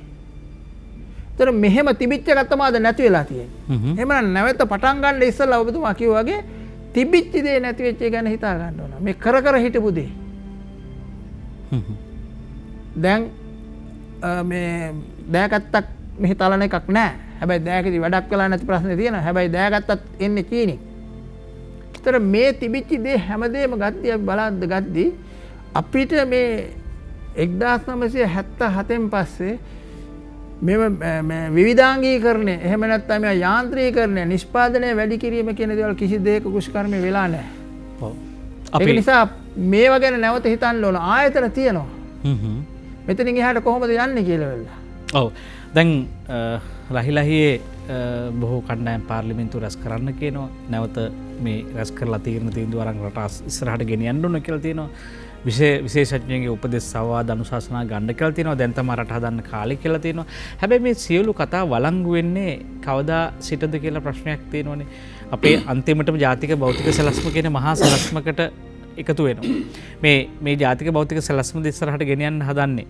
ඉදිරි මේ පත්වෙන ආණ්ඩුවට අභිනව පාර්ලිමේන්තුවක් ඉදිරියේ පත් වෙනවා නම් ඒ පාර්ලිමේන්තුවට පැවරෙන වගකීම් මොනවද කියලා ජනතාව හැටියට ප්‍රශ්න කරන්න කාලේ ඉදිරියට එනවා. මෙතන සිට අපි ඔබට අපේ දුරකථන අංක විවෘත කරන්න කැමතියි 066 22 83 608 609 066 22 83 608 609 තිරේ දිස්වන අංක ඔස්සේ කතා කරමු. අපි ගැටලුව අපිට යොමු කරන්න ඉතා වටිනවා. වෛද්‍ය වසන්ත බණ්ඩාර මහත්මයා අපි දැන් පාර වරද්දයිද කියන ප්‍රශ්නේ අපිට තියෙන්නේ. එතකොට දැන් එකක් තමයි මේ කණ්ඩායම් කීපයක් ඉන්නවා. රටක් හැටියට පාරේ යන කණ්ඩායම ඉන්නවා. මේ පාරේ යන කණ්ඩායම ඉන්න. එතකොට දැන් පාරේ යන කණ්ඩායම පාර දන්නේ නැත්නම් අපි පාර අහනවා. එතකොට දැන් පාර අහන අයගේ හැසිරීම බලපානවා. ඒත් එක්කම පාරේ යන අයට මේ වැරදි කියලා පේන්න සංඥා තියෙන්න ඕනේ. මොනවද මේ සංඥාවන්? දැන් ඔබතුමා මේ කාරණේදී කිසියම් ආකාරයකට පුරෝකථනයක් කරනවා. දැන් මේ රට කිසියම් තීරණාත්මක තැනත්තා අනතුරු සංඥා ලාම්පු හැඟ වෙනවා කියලා ඔබතුමා කියන්නේ. මේ නොකිය කියන්නේ ඒක. ඒත් මොනවද අපි විවෘතව කතා කරමු මොනවද ඒවා? එහෙම කාටවත් කවුද මේ සංඥා ලාම්පු දැල්වන්නේ? කොහොමද අපි හඳුනගන්නේ? ඔව්. දැන් ගමගමතම අපි නිකන් දැන් මේ අර දැන් කුෂිකර්මාන්තය කියලා අපි එහෙම මේ සාමාන්‍ය විදිහට කතා කරාම මේකේ මේ භයානකම හරි අවධාරණය කළ යුතු දේ පොඩක් අව탁සිරුවක් වෙනවා. ඉතින් මේකෙදී අර ඔබතුමා කියන අපි යන්නේ හරි පාරද කියලා බලා ගන්න තියෙන මග සලකුණු මොනවද කියලා අදහස් කරොත් කුෂිකර්මාන්තය කියලා ගර්කින් හදලා පිටරට පටවන එකත් කුෂිකර්මාන්තය තමයි. සුද්දන්ට කන්න මොන හරි අඩු මිලට ඔය කෙසල් ගෙඩි ලොකුම කෙසල් ගෙඩිය පිටරට යවන්න ඕන කියලා ඔකේ මිලියන 400ක් 500ක් තමයි හම්බෙන්නේ. ඔක්කොම ඇරියත් ඔය එළවලු අරම පළතුරු. ඉතින් ඒකත් කුෂිකර්මාන්තය කියලා තමයි කියන්නේ. හැබැයි අපි ඒ කුෂිකර්මාන්තය ගැන නෙමෙයි මේ කියන්නේ. මේ කියන්නේ ප්‍රධාන වශයෙන් එක මග සලකුණක් තමයි පාර හරි කියලා බලාගන්න ආහාර සුරක්ෂිතතාවය. ආහාර සුරක්ෂිතතාවය කියලා කියන්නේ ගමගේ මැතුමා අපේ ප්‍රධාන ආහාර අවශ්‍යතාවයේ රට තුළ නිපදවා ගැනීමේ හැකියාව අපිට තියෙනවද කියලා. අන්න ඒක තිබෙනවා නම් අර කියන ෆවුන්ඩේෂන් එක. අර කියන වෙන ඕන දෙයක් කරන්න අවශ්‍ය ඕන තට්ටුවක් ගොඩනගන්න අවශ්‍ය ආර්ථිකයේ විවිධ කර්මාන්තකරණය සංචාරක කර්මාන්තයේ ඒ සියල්ලට අවශ්‍ය පදනම ශක්තිමත් වෙනවා. ඒ කියන්නේ Tamanට අවශ්‍ය ආහාර ටික හදාගන්න බැරි රටක් කියන්නේ පදනමක් නැති ගොඩනැගිල්ලක් වගේ එකක්. එතකොට කුෂිකර්මාන්තය කියලා මහා පුළුල් විදිහට නෙමෙයි අපි කතා කරන්න ඕන ආහාර සුරක්ෂිතතාවය. මොකක්ද ආහාර සුරක්ෂිතතාවය? ඇයි ඒක නැති වෙලා තියෙන්නේ? ඒ ආහාර සුරක්ෂිතතාවය කියන එක ග්‍රාමීය ආර්ථිකෙත් එක්ක බැඳිලා තියෙනවා. ගොවි ජනතාවගේ ජීවිතෙත් එක්ක බැඳිලා තියෙනවා. මේ රටේ 25% ජනතාවගේ ජීවිත සහ ආහාර සුරක්ෂිතතාවය එකට බැඳිලා තියෙනවා. ආහාර සුරක්ෂිතතාවයේ රැකෙන රටක ග්‍රාමීය ආර්ථිකය උද්දීපනය වෙනවා. ග්‍රාමීය ආර්ථිකයට මුදල් පොම්ප වෙනවා. අපේ රටේ ගත්තොත් ජනගහනයෙන් 25%ක ජීවිත සුරක්ෂිත වෙනවා. එහෙනම් මොකද්ද ආහාර සුරක්ෂිතතාවය? ඒක නැති වෙලා තියෙන්නේ ඇයි? මොකක්ද ඒකට බලපාන ප්‍රධානම සාධකය? ඒක රකින්න නම් මොකද තියෙන යතුරු? දැන් මම ඒක ඔව්. දෙකන් වෙලාව ගොඩක් ගන්නතු මම කියන්නම් අපේ රටේ ආහාර සුරක්ෂිතතාවය කඩා වැටෙන්න ඒ කියන්නේ ආහාර නිෂ්පාදනයට අදාළ කුෂිකර්මාන්තයේ කඩා වැටෙන්න හේතු කීපයක් තියෙනවා. ප්‍රධානම හේතුවක් තමයි වෙළඳපොළ මිල විකෘතිය. ආනයනික ආහාරවලට බදු සහන දීලා මිල විකෘතියක් අඩු කරාම දේශීය ආහාරවලට එකත් එක්ක තරම් කරන්න බැරි වෙනවා. දේශීය ආහාර නිෂ්පාදනය උඩට ගන්න බැරි වෙනවා. මම පොඩි උදාහරණයක් කියන්නම්. තිරිඟු පිටි අඩු මිලට කන රටක සහල් සහ සහල් ආශ්‍රිත නිෂ්පාදන ලාභදායී වෙන්නේ නැහැ. ඒක ඉහළට ඔසවන්න බෑ. බාල කිරිපිටි ආනයනය කරලා අඩු මිලට ප්‍රතාපනය කරන රටක බදු සහන දීලා දේශීය කිරි කර්මාන්තේ නංවන්න බෑ. කිරි ගොවිය අතට ආදායම ලැබෙන්නේ නැහැ. අඩු මිලට පාම් තෙල් ආනයනය කරලා කන රටක පොල් වගාව සහ පොල් කර්මාන්තේ නංවන්න බෑ. එතකොට මෙන්න මේ වෙළඳපොළ මිල විකෘතිය නිවැරදි නොකර කිසි දවසක සක්‍රය ආවත් සක්‍රයගේ පුතා ආවත් ඒක කරන්න බෑ. මෙතුමා කිව්වේ කෘෂි උපකරණ සහ අනිකුත් නිෂ්පාදන කෙරෙහිත් බලපාන්නේ නැද්ද ඒක? නෑ ඒවා සැපයුම් පැත්තේ සාධක. ඔව්. ඒවා සියල්ල නිවැරදි කරත් මේ ඉන නිලධාරි තන්ත්‍රය ඇතුළේ මේ ඉන්න පිරිස එක මේක කරන්න පුළුවන් කියලා මං හිතන්නේ නිකන් නිවැරදියි කියලා. හොඳයි නිවැරදි කරා කියලා අපි උපකල්පනය කරමු. කුසකර්මාන්ත දෙපාර්තමේන්තුවේ යන්ත්‍රෝපකරණ අංශය නැවත තිබුණා වගේ එදා ඉඳලා මැරිච්ච නිලධාරියෙක් පණ දීලා ගෙනල්ලා හරි මේක හැදුවා කියන්නේ. හරි. ඒත් ඔය කියන මේ කියන ප්‍රශ්නේ විසඳන්න බෑ වෙළඳපොළ මිල විකෘතිය ප්‍රධානම සාධකේ. ආහාර ප්‍රශ්නේ. ආහාර සුරක්ෂිතතාවයට අදාළව. ඔව්. ඒක නිවැරදි කරන්න නැතුව මේක නිවැරදි කරන්න බෑ. මේක නිවැරදි කරන්න නැතුව පදනම දැම්මා කියලා පිළිගන්න බෑ. සමාවෙන්න මට ඇමතුමකට යන්න අවස්ථාව දෙන්න 066 22 83 68 609 කෙනෙක් ඉන්නවා අයබෝන්. ඔව්. ගලෙන් බිඳුනේ ධම්මජෝති ස්වාමීන් වහන්සේ අවසරයි අපේ හාමුදුරනේ. තෙරුවන් සරණයි. ඔව් තෙරුවන් සරණයි. කියන කරුණු කාරණා නම් ඇත්ත. ආපහු අපි කියන මේ අපේ රටේ අයට කියන මේ ශ්‍රී ලංකාව කියන හැඟීම නැතුව ආපහු වෙන රටක් විදිහට මේ කටයුතු කරන්න ගියොත් වෙන හානිය තමයි කියන මේ ආපහු අපේ මේ විද්‍යුතුන් තීපස් කරන්නේ. අපි කියන මේ අපේ තිබිච්ච සම්ප්‍රදායික ගොවිතැන් ක්‍රම ඊට පස්සේ සම්ප්‍රදායික හේන ඒ සියලු දේවල් නැති කරලා දාලා අද මේ සතුන් ටිකදී විච්ච කැලේ ටික විනාශ කරලා දාලා ඒ වෙනුවට මේ කුකුලා දඬ ඕනේ ඉඳලා ඒකට බඩේරුම් හදලා ඒක කරපේකේ හානිය වැවගොඩ කරලා වැව මේ ගොඩගැටීමේ මේ හේතු සාධකත් එක්ක උණු ටික පුරන් වෙලා දැන් ඉතින් ආපහු ඇවිල්ලා විගණ ඉගෙනගෙන ඇවිල්ලා වැව ගැන කතා කරන සමාජයක අපි ජීවත් වෙන්නේ. එතනින් එහාට යන්න මේ කොරෝනා වසංගතයෙන් එහාට යන්න අපේ කියන වසන්ත මහත්මයා ඉහිපත් කරන කරුණු කාරණාත් එක්ක වෙළඳපොළ වගේම මිනිස්සුන්ට නැවත ආපහු කියන තමන්ගේකම හදාගෙන කොහොමද යන්නේ කියන කාරණේ ගැන පැහැදිලි කිරීමක් තමයි අද අවශ්‍ය වෙන්නේ. හැබැයි ඒ අවශ්‍ය කරන දේවල් තිබුණාට මේ ගම්මුන්ට කියන්නේ ගමේ ඉන්න මේ ගැමියට මේ ගැන තොරතුරුවක් කියන්නේ නැති පාටක් තමයි අපිට වෙන්න තියෙන්නේ. ඔව්. ගැමියා තාම කියන්නේ මේ තේරුම් ගන්න නැහැ මොකද්ද මේ යන්න ඕන ගමන කොහෙද මොකද්ද කෙරෙන්න ඕනන්නේ කියන කාරණේ වෙන නිසි අවබෝධයක් මේ ඉන්න නිලධාරීන් ඒ ගැන අවබෝධ කරලා දෙන ස්වභාවයක් දකින්න නැහැ. ඒ ඉන්න මේකට ගත යුතු ක්‍රියාමාර්ග මොකද්ද කියන එක බිම්මට්ටමින් යන්න ඕන වැඩසටහන මොකද්ද කියන කාරණේ තමයි සිහිපත් වෙන්නට ඕන. එහෙයි අපේ හාමුදුරනේ. ඔව්. නමස්කාර පුරුක ස්තුතිය වහන්සේට පිරිනමනවා. අපේ සංවාදයේ දියුණු කරන්නට අපි හැමදෙනාම අත්වල බැඳ ගැනීම අවශ්‍ය වෙනවා. අපේ 066 22 83 608 609 ඔබට ආරාධනා කරනවා එන්න මැදිරියට. තවත් ඇමතුමකට අපි යනවා. ජයසිරි මහත්මයා හොරණින් ඔබ අපිට කතා කරන්නේ අයබෝන්. අයිබෝන් ඔය ගමගේ මහත්තයා වසන්ත බණ්ඩාර මහත්මයාට අපේ මහත්මයාට අයිබෝන් කියලා පිළිගන්නවා. මට සරලව මම වෙනකට ප්‍රශ්න අහන්නේ නැහැ. මට අද ප්‍රශ්න දෙකක් අහන්න තියෙනවා ගමගේ මහත්තයා. එකක් තමයි මේ දැන් මෙච්චර කල් අපේ රට අයවැයවල් ඉදිරිපත් කරලා කියවන්න වැඩිපුර භාවිතාවට අරන් තියෙන අරක්කු සිගරට් වලින් ලැබෙන ආදායමින්. දැන් සෞඛ්‍ය අධ්‍යක්ෂ ජනරාල්තුමා හැමදාම උදේ පුන කියනවා පරිස්සම් වෙන්න අවදානම් අපි නම් කියන්නේ මේක සම්පූර්ණයෙන්ම ඉවරයි කියන එක ඒ නිසා පරිස්සම් වෙන්න කියලා. එතකොට අර නාවික හමුදාවේ දෙවලුන්ට නිවාඩු දුන්නේ කවුද කියන එක අභිරහසක් තාම හොයනවා. ඒකින් තමයි මේක තව ටිකක් මේවා වුණේ. මොකද ඍජුවම ආසාදිතයක ගනුදෙනු කරපු අයට අපිට ගෙදර ඉන්න කියලා ඍජුවම ආසාදිතයක ගනුදෙනු කරපු අයට නිවාඩු දුන්නා. මේ ඔලොමොට්ටල වැඩේ නිසා තමයි තවත් සති ගානකින් අපිට පස්සට ගියේ. එතකොට දැන් අපිට මෙහෙම කියලා දැන් මේ ඉස්තාගාර මේ සුරාබදු එකේ කොහොමදතුමා කියන විශේෂ නියෝගයකින් තමයි මේක වැළුවේ කියලා. එතකොට එහෙම තියෙද්දී මේ තවම අවදානම පහව ගිහිල්ලා නැතුව තියෙද්දී මේ සුරාතල් ඇරියාම අපි දැක්කා වෙච්ච සංස්කෘතිය. දර්ශනය අපි දැක්කා. සියල්ලෝම ඇත්තන් තියන අය මේක බලාගෙන හිටියා. මේකට කවුද හදිස්සි වුනේ? එක මේ අපේ දැන් පීබී සුන්දර මහත්තයා සල්ලිල්ලනවා රජයේ සේවකයන්ගෙන් වැටුප ආධාර කරන්න කියලා රජෙක් ගෙනියන්නේ.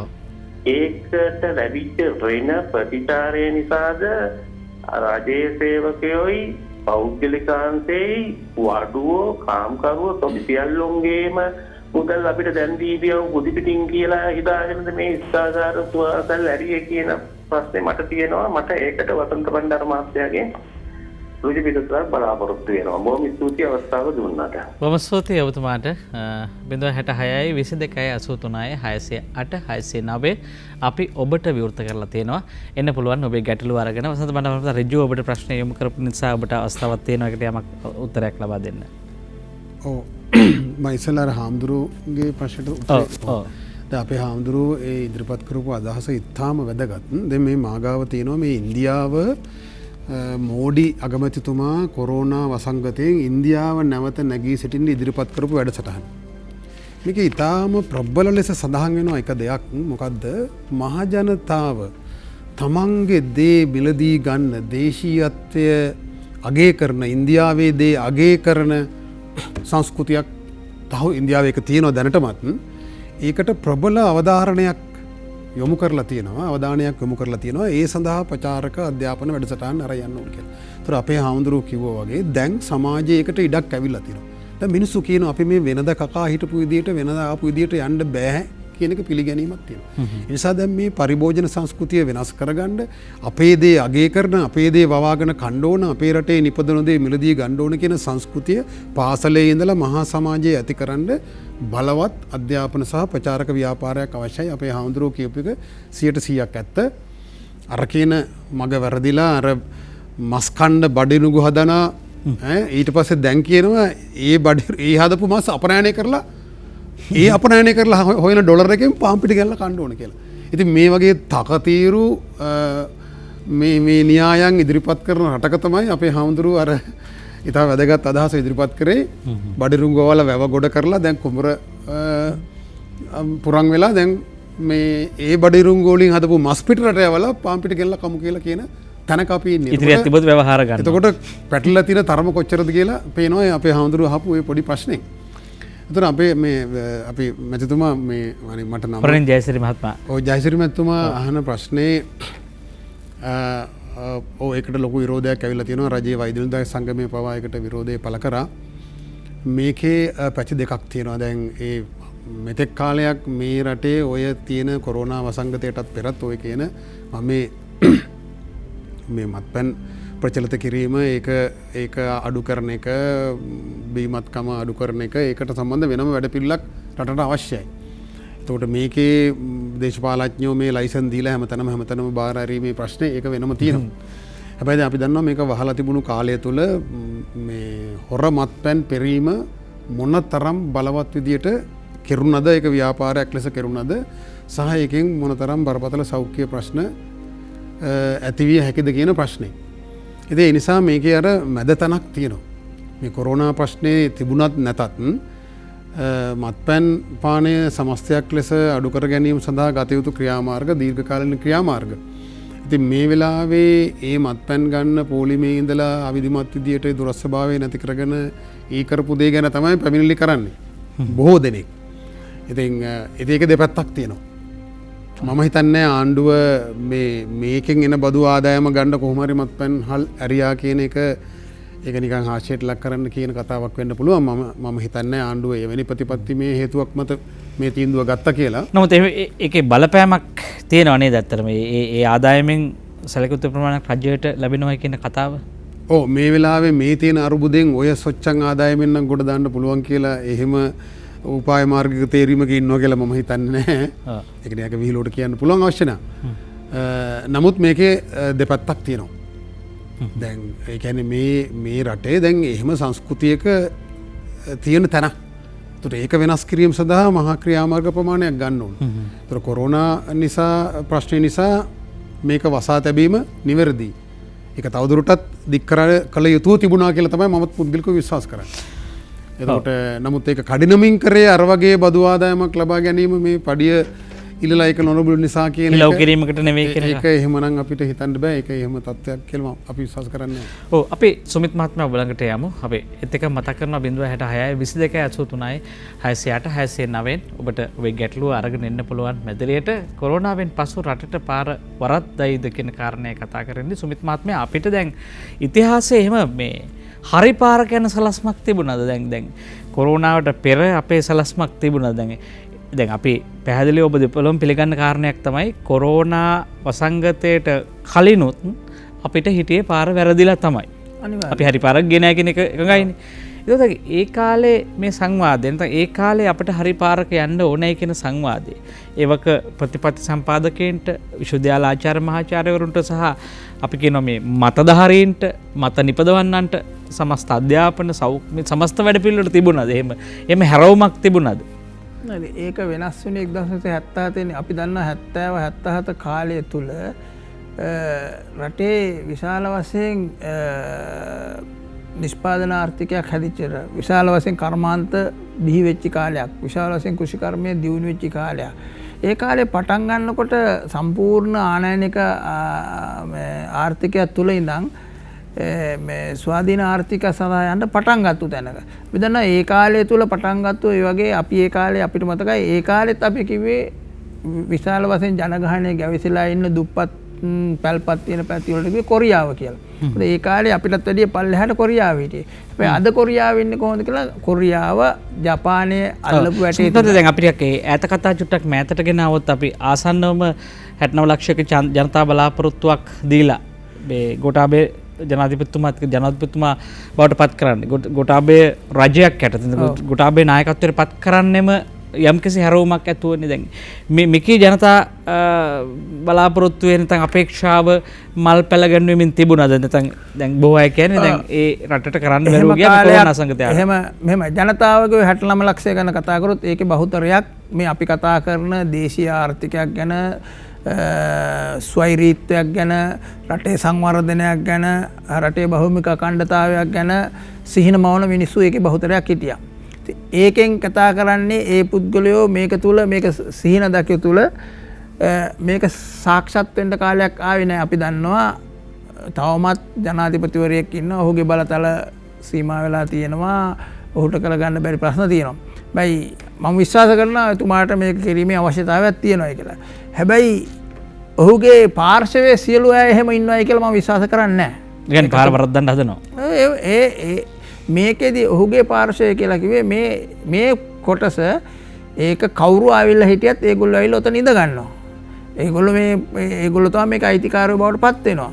දැන් මෙතුමා ඉස්සෙල්ලා කතා කරා වගේ අපි කෙලින් කතා කරනවා නම් මෙතුමා ලියලා තියෙනවා පාත්ෆයින්ඩර් කියන ආයතනයේ කතා කරපු වෙලාවේදී හිටපු ඒ පුද්ගලයා මේට ඉස්සර රජයන් තුනක අගමැති ජනමාධ්‍යවරුන් 3 දෙනෙක් යටතේ ඔය ආර්ථිකය හැසිරීම සඳහා ඔය අර්ථයෙන් ධර්මයෙන් දේශනා කරලා රට වලපල්ලට අරපු කට්ටිය. හරිද? ඒ වගේම තමයි රටේ සංස්කෘතිය ගැන කිසිම හිතන්නේ නැති පන්සලක හාමුදුරුවෝ හිටියයි කියලා නඩු දාපුවා පන්සලේ හාමුදුරුවන්ට පන්සලේ පිරිත් දේශනා කරන ඒක අහන්න බෑයි කියලා නඩු දාව මිනිස්සු. ඔය දැන් ඔය කියන පාත්ෆයින්ඩර් ආයතනයේ හරහා ඔය කතු. ඒතර එහෙම මිනිහෙක් කොහොමද අපි මේ සංස්කෘතිය මේ අපේ ආර්ථිකය දැන් අපේ මේ ගරුතර හාමුදුරුවෝ වහන්සේ කිව්වා වගේ මේ රටේ ගමේ මිනිහා ගැන ඒ මිනිහාගේ සිතුම් පැතුම් ගැන හිතන පුළුවන් මිනිස්සුද? පන්සලේ ගාන්ටාරේ ගහනවා පන්සලේ එහෙම නැත්තම් පිරිත් දානවා කියන එකට විරුද්ධව නඩු දාන මිනිස්සු. ඒ මිනිස්සු මේ රටේ ආර්ථිකය සංවර්ධනය කරන්න කියලා පිඹුරුපත් හදන්න පුළුවන්ද? හදයිද එහෙම මිනිස්සු? එහෙම වෙන්නේ නැහැ. එහෙම මිනිස්සු තමයි ඉදිරිපත් වෙන්නේ. ඒතර ඒ වගේම අපි දන්නා මේ රටේ මේ ආර්ථිකය තුල තවමත් ඉන්න සමහර නිලධාරීන් පෙන්ෂන් ගියාට පස්සෙත් ඇවිල්ලා තවත් තැන්වල වැඩ කරන උපදේශකයෝ වගේ ඉන්න. හැබැයි ඒ පස්සට හැරිලා බැලුවොත් අගමැතිවරු දෙතුන් දෙනෙක් කාලය තුල අවුරුදු 20ක් 30ක් තිස්සේ ඉහළ පුටුවල වැද්දච්ච මිනිස්සු. මම පෞද්ගලිකව විශ්වාස කරන්නේ හෙට මිනිහා මේ ගෝඨාභය රාජපක්ෂ මහත්තයා යටතේ ඉඳගෙන මේ දේ හරියට කරයි කියලා. ඒ වගේ මිනිස්සු බොහෝ වෙලාවට මේක වරද්දන්න පුළුවන්. ඒ නිසා අර මෙතුමා ඉස්සෙල්ලා කිව්වා වගේ ගොඩාවි මහත්තයා කිව්වා වගේ මේක කරන්න බැන්න යන්න ඕන කට්ටිය. එහෙම නැත්නම් ජනතාව මේකට ප්‍රෙෂර් කරන්න ඕන. මේ මෙච්චර කාල කරපු අතපත ගාපු කතන්දර හරියන්නේ නැහැ. අලුතෙන් නිෂ්පාදනයක් ගෙනවනයි නිෂ්පාදනය වෙළඳපොළට දැමීම සඳහා කටයුතු කරන්න බැරි නම් ඒක රෙජිස්ටර් කරන්න බැරි නම් ඒකේ තත්ත්ව වාර්තාවක් දෙන්න බැරි නම් ඒ IDB එකේ වැඩක් නැහැ. ඒක විකුණන්න සඳහා එහෙම නැත්නම් වාහනයක් හදන පුදුකෙන් ඒක ලයිසන් කරන්න බැරි නම් ඒ මෝටර් දෙපාර්තමේන්තුවේ වැඩක් නැහැ. ඒතර ඒ වගේ තමයි අනිත් දේවලුත්. වෙළඳපොළ භාණ්ඩයක් හදපුවම ජපානයේ චීනයේ ගත්තොත් එහෙම අද යම් කිසි දෙනෙක් නිෂ්පාදනය කිරීම සඳහා යමක් ප්‍රොපෝසල් එකක් ගෙනාවොත් පහුවදා වෙනකොට ඔහුට බැංකුව කිට්ටු කරලා දෙනවා. වෙළඳපොළ හදලා දෙනවා. රජයෙන් ගන්න කෝටා එක මෙච්චරයි කියලා දෙනවා. වෙළඳපොළ ලබා ගැනීම සඳහා එතෙක් ඔහුට අනිත් සියලු සහයෝග ලබා දෙනවා. ඉතින් ඒක ඊළඟ මාස දෙක තුන යනකොට වෙළඳ භාණ්ඩයක් බවට. ඔව්.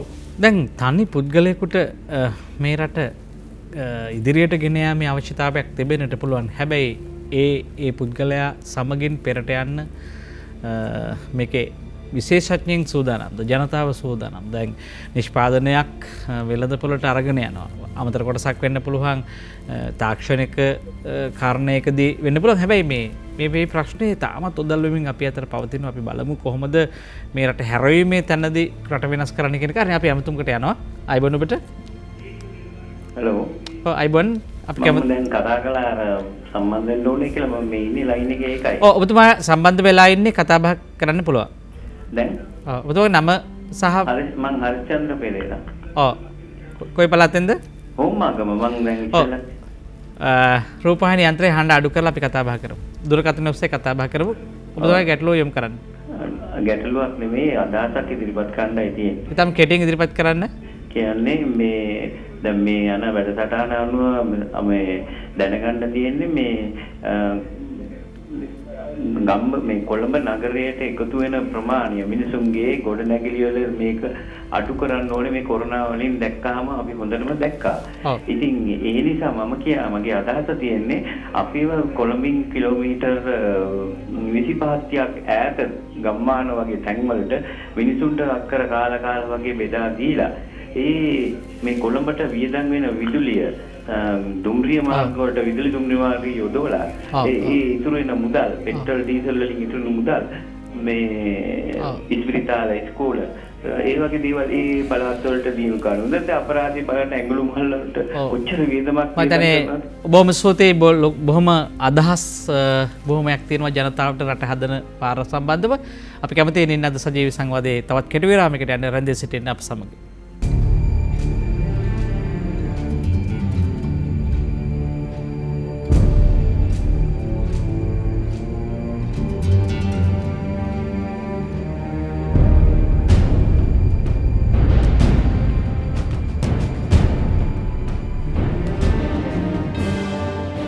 නින්නාද අසත්‍යයට එරෙහි සත්‍යයේ හොරාව.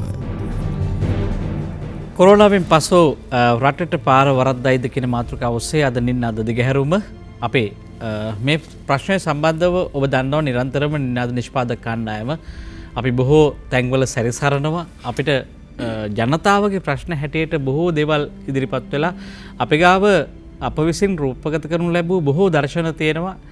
ජනතාව කරන යෝජනා චෝදනා සියල්ලක්. හැබැයි මේ කොරෝනා වසංගතයෙන් පස්සෙත් අපේ නිෂ්පාදක කණ්ඩායම තමගේ අපේ සංචාරය කිරීම ආරම්භ වුණා. අපිට අහම්බෙන් හමු වුණා නිෂ්පාදකයන්. ඇත්තටම අපි කැමති ඒ බොහෝ අයගේ නව නිෂ්පාදන ගැන කතා කරනවා, මහා ඉහළින් කතා කරනවා, සම්මාන දෙන්න කතා කරනවා. හැබැයි ඔවුන් හදන වට්ටක ගෙඩිය, පැපොල් ගෙඩිය ඇත්තටම විකුණ ගන්න ඉඩක් තියෙනවද? උන්ට ඒ සාධාරණ ඉටු වෙලා තියෙනවද කියන කාරණයක් අපි මේ වෙලාවේ සියලු දෙනාගේ අවධානයට ලක් කරන්න කැමතියි, අවධාරණය කරන්න කැමතියි. මේ ආකාරයෙන් අපි යමු ඒ දර්ශන පෙළකට. මම මේ වගා කරලා තියෙන පැපොල් වගාව තියෙන ඉඩම තනිකරම මුඩු ඉඩමක් විදිහට තමයි තිබුණේ. ඉතින් මීට අවුරුද්දකට විතර ඉස්සර මේ මුඩු ඉඩම මම ඊඩමේ අයිතිකරුගෙන් බදු අරගෙන මේ වගාව පටන් ගත්තා. ඉතින් මේ වගාව පටන් ගත්තන් පස්සේ මම කීප දෙනෙකුට රැකියා අවස්ථාවක් ලබා දුන්නා. අපි පවුලේ කට්ටිය එකතු වෙලා මේ කටයුතු කරගෙන යනවා.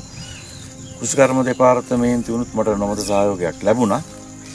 කොහොම වුණත් මේ තුලින් දැන් මේ රට මුව දීලා තියෙන කොරෝනා වසංගතයත් එක්ක මට කිසිම ආර්ථික අපහසුතාවයක් දැනුන්නේ නැහැ. මොකද මට සතිය ගානේ යම්කිසි ආදායමක් එන තැනට මගේ වගාවම නඩත්තු කරගෙන තියෙනවා. ඒ වගේ මම මේ කලුතෙන් පොල් පැල දාලා තියෙනවා, කැපොල් හදලා තියෙනවා, පිපිඤ්ඤ හදලා තියෙනවා, ඉඟුරු හදලා තියෙනවා. ගොඩාක් වගාවල් මම මේ ළමක සාර්ථකව කරලා තියෙනවා. ඇත්තටම අපිට රජයේ රැකියාව අවශ්‍ය නැහැ. අපිට අතවෙනුවොත් කටවෙනේ කියලා තමයි අපිට අපේ වැඩිහිටියෝ කියලා තියෙන්නේ. ඇත්තටම අපේ අදිෂ්ඨානයත් වීර්යයක් තියෙනවා නම් අපිට පුළුවන් මේ රට හොඳ තැනකට ගෙනියන්න. ප්‍රශ්නයකට තියෙන්නේ මේ වගේ අතුරු නිෂ්පාදන වාගේ දේවල් වලට යන රජය යම් මැදිහත් කිරීමක් කරනවා නම් අපිට මීට වඩා ඵලදායී වෙන්න පුළුවන්. අන්න ඒ ප්‍රශ්නයට රජයේ පැත්තෙන් යම් සහයෝගයක් ලැබුණා නම් ගොඩාක් උචිතයි කියලා හිතනවා. මම හිතන්නේ අපේ රටේ හැම දෙයක්ම නිෂ්පාදනය කරගන්න පුළුවන් හොඳ මාතෘ භූමියක් අපිට තියෙන්නේ. කිසිම දෙයක් පිටරටින් ආනයනය කරන්න ඕනේ නැහැ.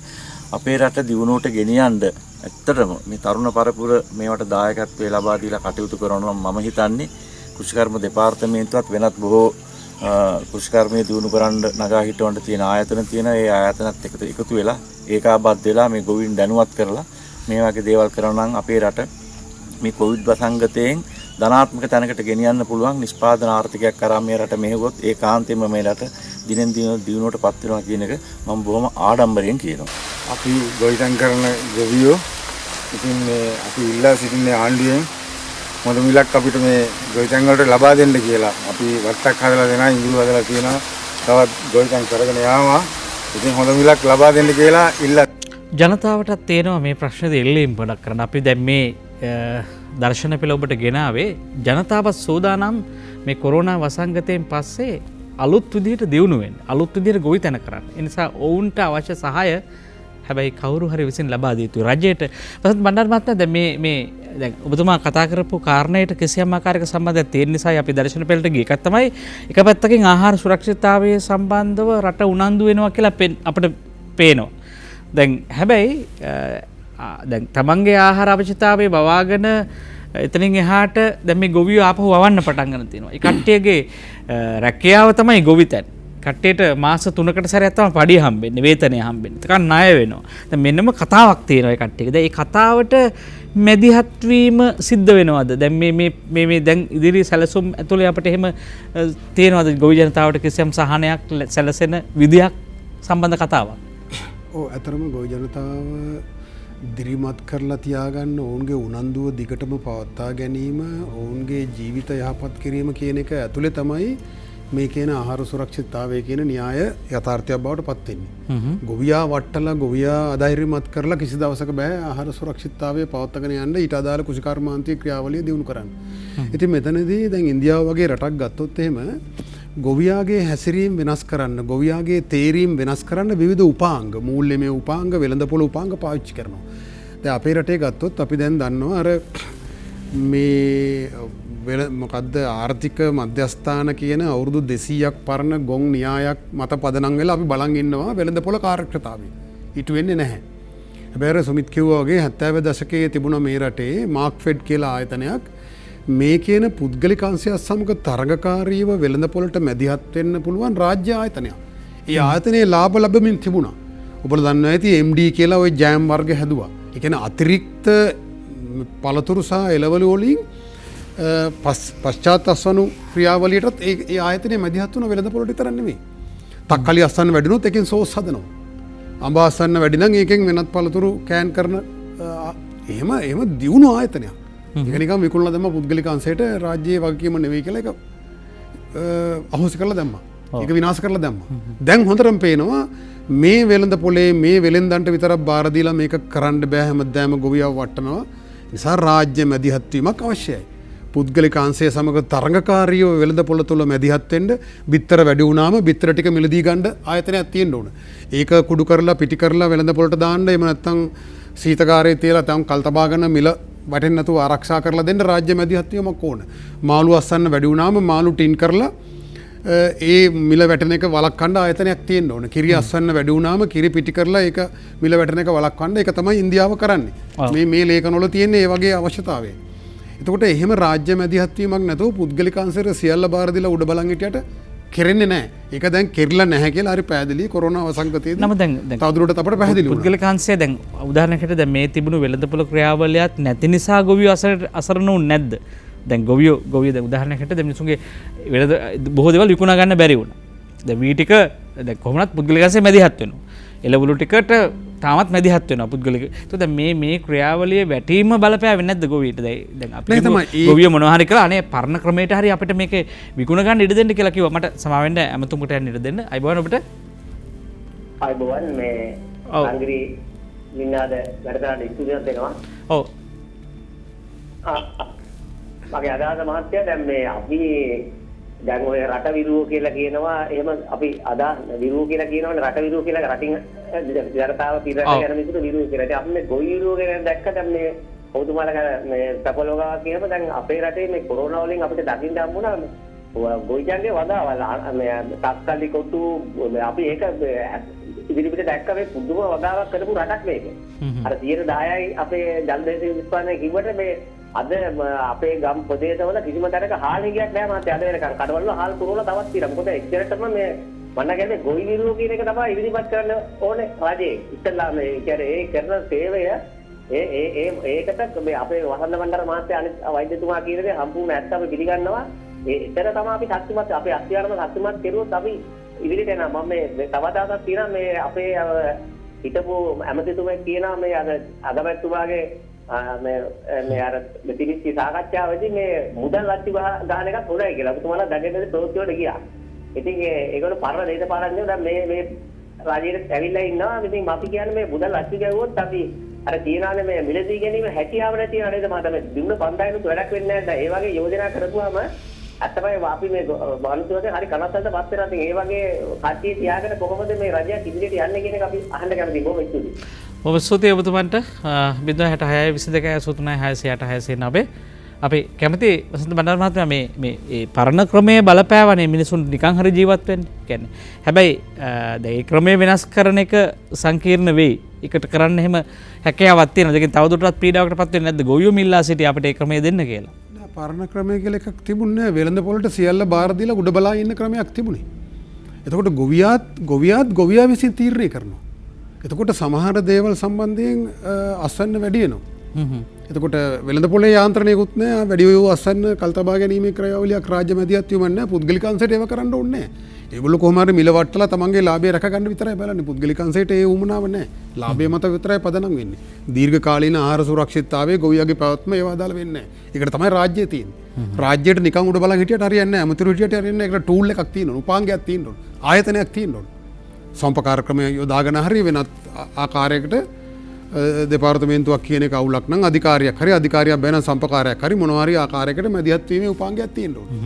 ඊළඟට විවිධ ක්‍රමවේද හරහා ගොවියාට අධ්‍යාපනය දීමෙන් මඟ පෙන්වීමෙන් දැන් ඉන්දියාව එක කරනවා.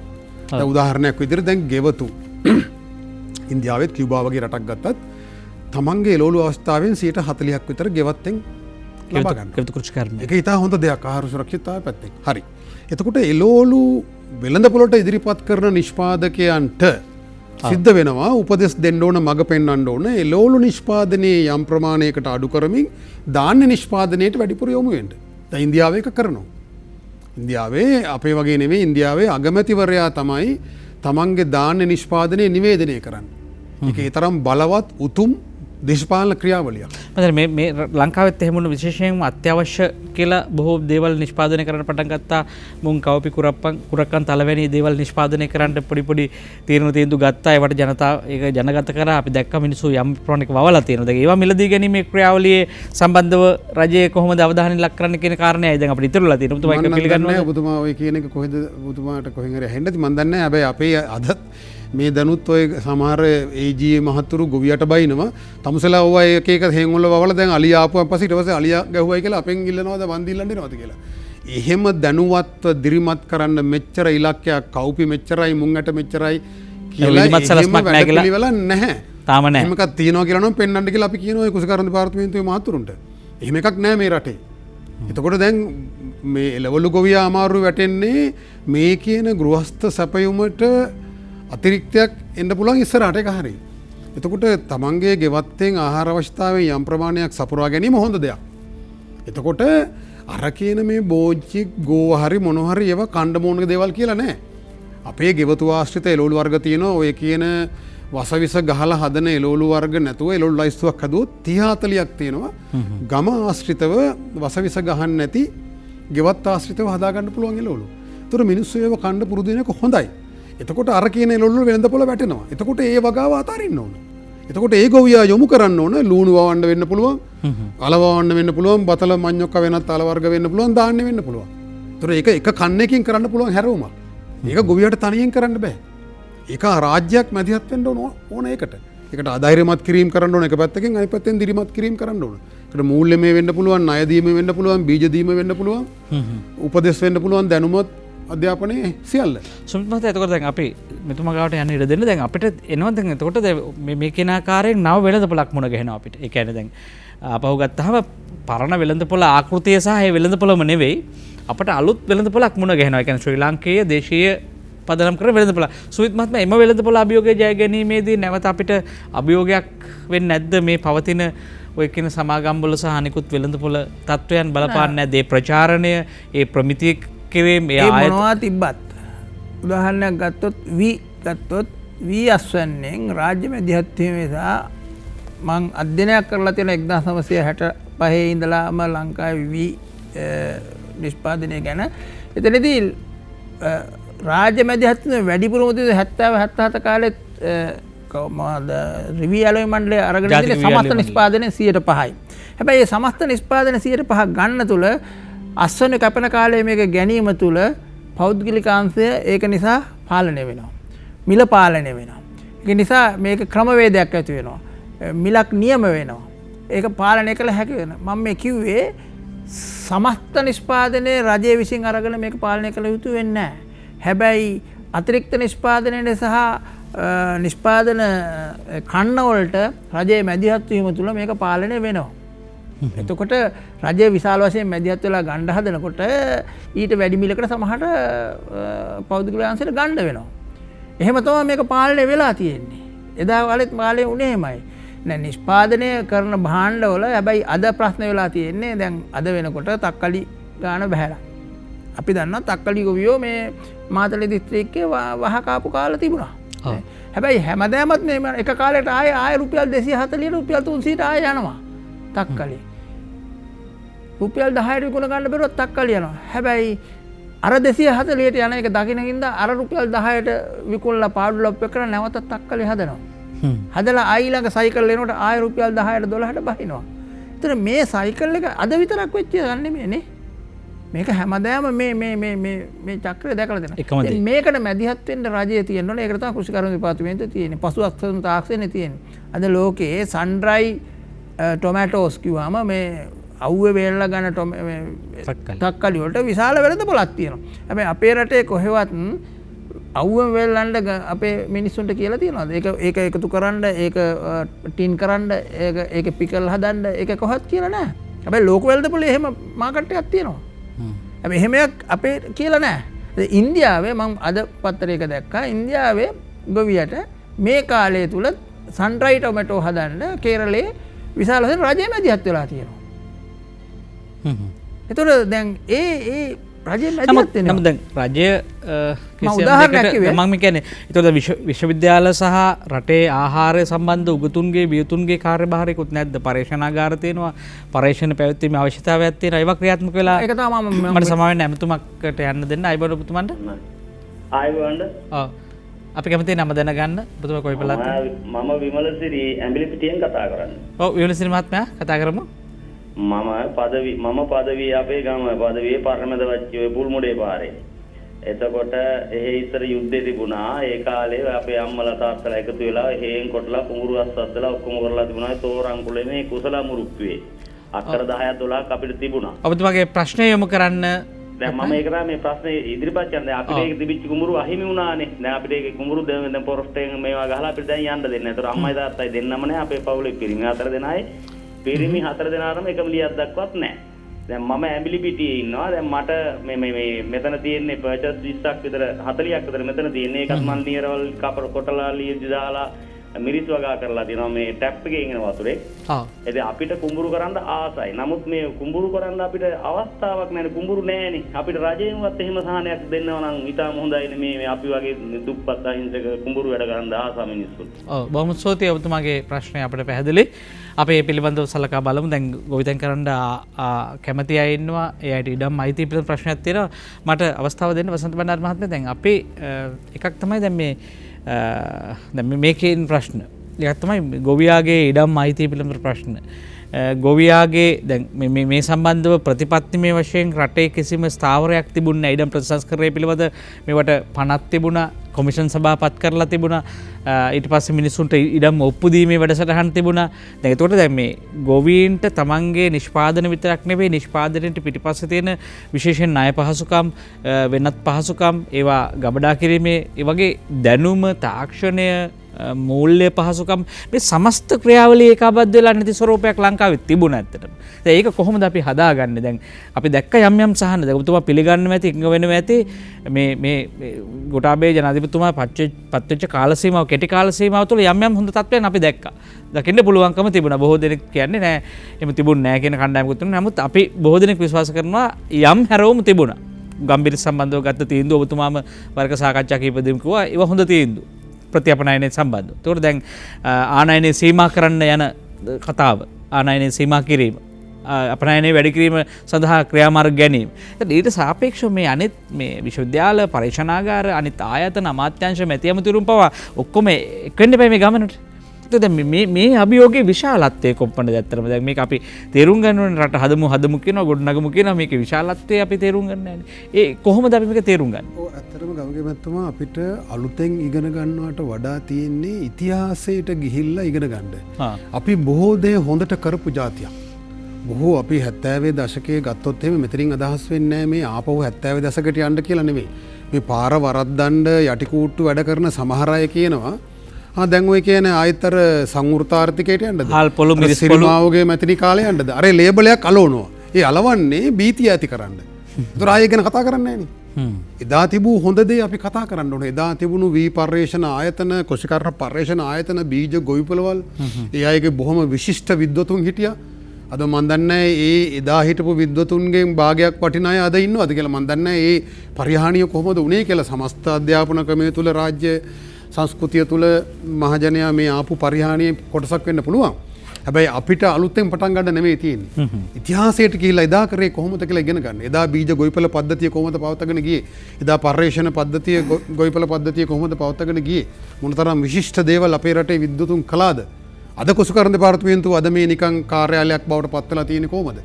අද ගුවන් විදුලියෙන් හරි, රූපවාහිනියෙන් හරි, එහෙම නැත්නම් මොනවා හරි අර මොනවද ප්‍රදර්ශන මධ්‍යස්ථානයක් කියලා ඉඩමක් හදාගෙන ඒකට ගොවියා ගෙන්නලා පෙන්නන හරි එකද තිබුණේ නැහැ. අපේ ව්‍යාප්ති සේවයක් තිබුණා. ඊට ලෝකයේ දියුණුම ගෙදර ගාවට ගිහිල්ලා ගොවියාගේ මූණට හම්බෙලා හැමදේම කියලා දෙන, ගෙවත්තේ පවා අඹ ගහ කපාදු කරන විදිය, ගෙවත්තේ වගාව කරන්නේ කොහොමද කියලා කියලා දෙන කෙනෙක් හිටියා. මහවැලි ව්‍යාපාර අද ඒ මිනිහා නැහැ. අද කුපනස කියන නිලධාරියාට ඒ වැඩේ කරන්න බෑ. ඔහු ඒකට හදපු කෙනෙක් නෙමෙයි.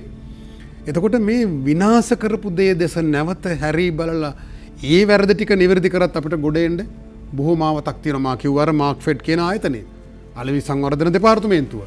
මේ දෙපාර්තමේන්තුව නැවත අධ්‍යයනය කරොත් ඉතා විශිෂ්ට ආයතනයක්. ලාභ ලබමින් තියදී තමයි ඒක විනාශ කරලා දැම්මේ. එතකොට මේ තියෙන්නේ දැන් අපිට තියෙන්නේ මේ මහා සිහින දකින්න නෙමෙයි. වෙනත් රටවල ඉගෙන ගන්න නෙමෙයි. අතීතයේ අපි කරලා අපි අතහැරපු දේ, විනාශ කරපු දේ කුමක්ද කියලා අධ්‍යයනය කරොත් මේ බොහෝ දේ නිවැරදි කරගන්න පුළුවන්. හැබැයි අධ්‍යාපන පද්ධතියේ බරපතල වෙනසකුත් අවශ්‍ය වෙනවා මේකට. මිනිහගේ ඔළුව හදන්න, මේ දරුවන්ගේ ඔළුව හදන්න දැන් මේ දේශීය මේ ඉන්දියාවේ වැඩපිළිවෙල ඒක ඉතා පැහැදිලිව තියෙනවා. දේශීය දේවල් කනබුන, දේශීය දේවල් මිලදී ගන්න, මේ පරිභෝජන සංස්කෘතිය වෙනස් කරන්න පෙළඹවීමක් තියෙන, ජාතිකත්වයේ ගැන හැඟීමක් තියෙන, අපේ දේ අගය කරන මිනිහෙකුත් හදන්න ඕන. එහෙම නැතුව ආගන්තුකයෙක් අඟහරුලුවකින් ආපු මොකෙක් හරි එකෙක් පරිභෝජනවාදී මිනිහෙක් නම් මේ සමාජයේ ඉන්නේ. ආණ්ඩුවකට බෑ ඔය කියන නිෂ්පාදනාංශය, ඔය කියන වෙනස්කම් කරන්න. මේ දෙකම එකට සිද්ධ වෙන්න ඕන. මේ දෙකම එකට කරන්න තමයි මේ ඉන්දියාව වගේ රටවල් දැන් උත්සාහ කරන්නේ. ඉන්දියාවේ තියෙන දේ, ඉන්දියාවේ අපිට වඩා දේශීයත්වය අගය කරන මේ පාරිභෝගිකයන් පිරිසක් ඉන්නවා තමන්ගේ දේ අගය කරන තමන්ගේ දේ කන බොන ඒක උසස් කියලා හිතන පිරිසක් ඉන්නවා අපිට වඩා. ඒතර අපිට දැන් තියෙන්නේ අතීතයට ආපසු ගොස් ඉගෙන ගන්නයි තියෙන්නේ. අපි බොහෝ දේවල් හරියට කරපු જાතියක්. ඒක වරද්දලා ඒක පටලගෙන දැන් අපි ආයි ඉබාගාතේ යනවා මොකද්ද කරන්න කියලා. එතකොට පාර වරද්දන්න ලේසි. පාර දන්නේ නැතුව නම් මේ වාහනේ ඇරයි යන්න හදන්නේ පාර වරද්දන්න ලේසි. ඒතර පාර ඉගෙන ගන්න ගමන ආරම්භ කරපු තැනට පොඩ්ඩක් ආපසු ගිහින් හැරී බලන්න. එහෙම නැත්නම් සිතියම අරන් බැලුවොත් මේ පාර හොයාගන්න අමාරු නෑ. එතකොට පාරේ මග සලකුණු හොයාගන්න පුළුවන් වෙනවා. අපි කියන්නේ ආපු තැනට යන්න කෙනෙක් නෙවෙයි, ආපු තැනෙන් පාඩම් ඉගෙනගෙන ඉස්සරහට යන්න. හැබැයි මේ ප්‍රශ්නේ තියෙන්නේ දැන් අපි මේ කතාව ඇතුලේ බොහෝ දෙනෙක් බලාපොරොත්තු ඇති කර ගන්නවා, විශ්වාසයක් ගොඩනගා ගන්නවා. අපි කොහොමද යන්න ඕනේ කියන කාරණේ. දැන් ඔබතුමා කිව්ව ආකාරයට දැන් මේ මොහොතේ PCR පරීක්ෂණ වලට අපි ජෛව සාම්පල් ලබා ගන්න තරමට නැත්නම් ඒ පරීක්ෂණයේ ඉදිම කඩිනම් කරන්න හදන තරමටම සාපේක්ෂව වැදගත් වෙනවා සමාජයේ යලි ඔසවා තැබීම සහ අපේ ගමන පිළිබඳව කිසියම් පරීක්ෂණ ක්‍රියාවලියක් දියත් කිරීම, නිෂ්පාදන පරිභෝජන මාදිලිය වෙනස් කිරීම, මේවා කිසියම් ආකාරයකින් ජනගත කිරීම, කුඩා පාසල් දරුවගේ සිට වැඩිමහල්ලා දක්වා පරිසරය ගැන තියෙන කතාව වැඩි කිරීම, සුබාදහම ගැන සමස්ත ක්‍රියාවලිය පිළිබඳව, ඒ කියන්නේ සමස්තය පිළිබඳව හිතන්න නම් දැන් මේකේ දැන් අපි ළඟ තියෙන ප්‍රශ්න දෙකක්. එකක් තමයි අපි බලන්න ඕනේ මේ කොරෝනා වසංගතය නිසා නිරෝධායන නීති යටතේ අපි ගත කරපු විවේක කාලය දිහා බලලා නෙවෙයි මේ ගමන තීන්දුව කරන්න ඕනේ. දැන් විවේක කාලය දිහා බලලා නම් අපි ගමන එතන ඉඳන් නම් සූදානම් කරන්නේ අපිට ආයෙ වරදින්න පුළුවන්. ඒ නිසා අපි විවේකයට කලින් ගත කරපු ජීවිතේ සහ එහි ඉතිහාසය දිහා බලලා අනාගතයේ තීන්දුව කළ යුතුයි. අපි අවසන් විරාමය ළඟ නැවතිලා ඉන්නේ. රැඳී සිටින්න බොහෝ විස්තර අපි කතා කරමු විරාමයෙන් අනතුරුව.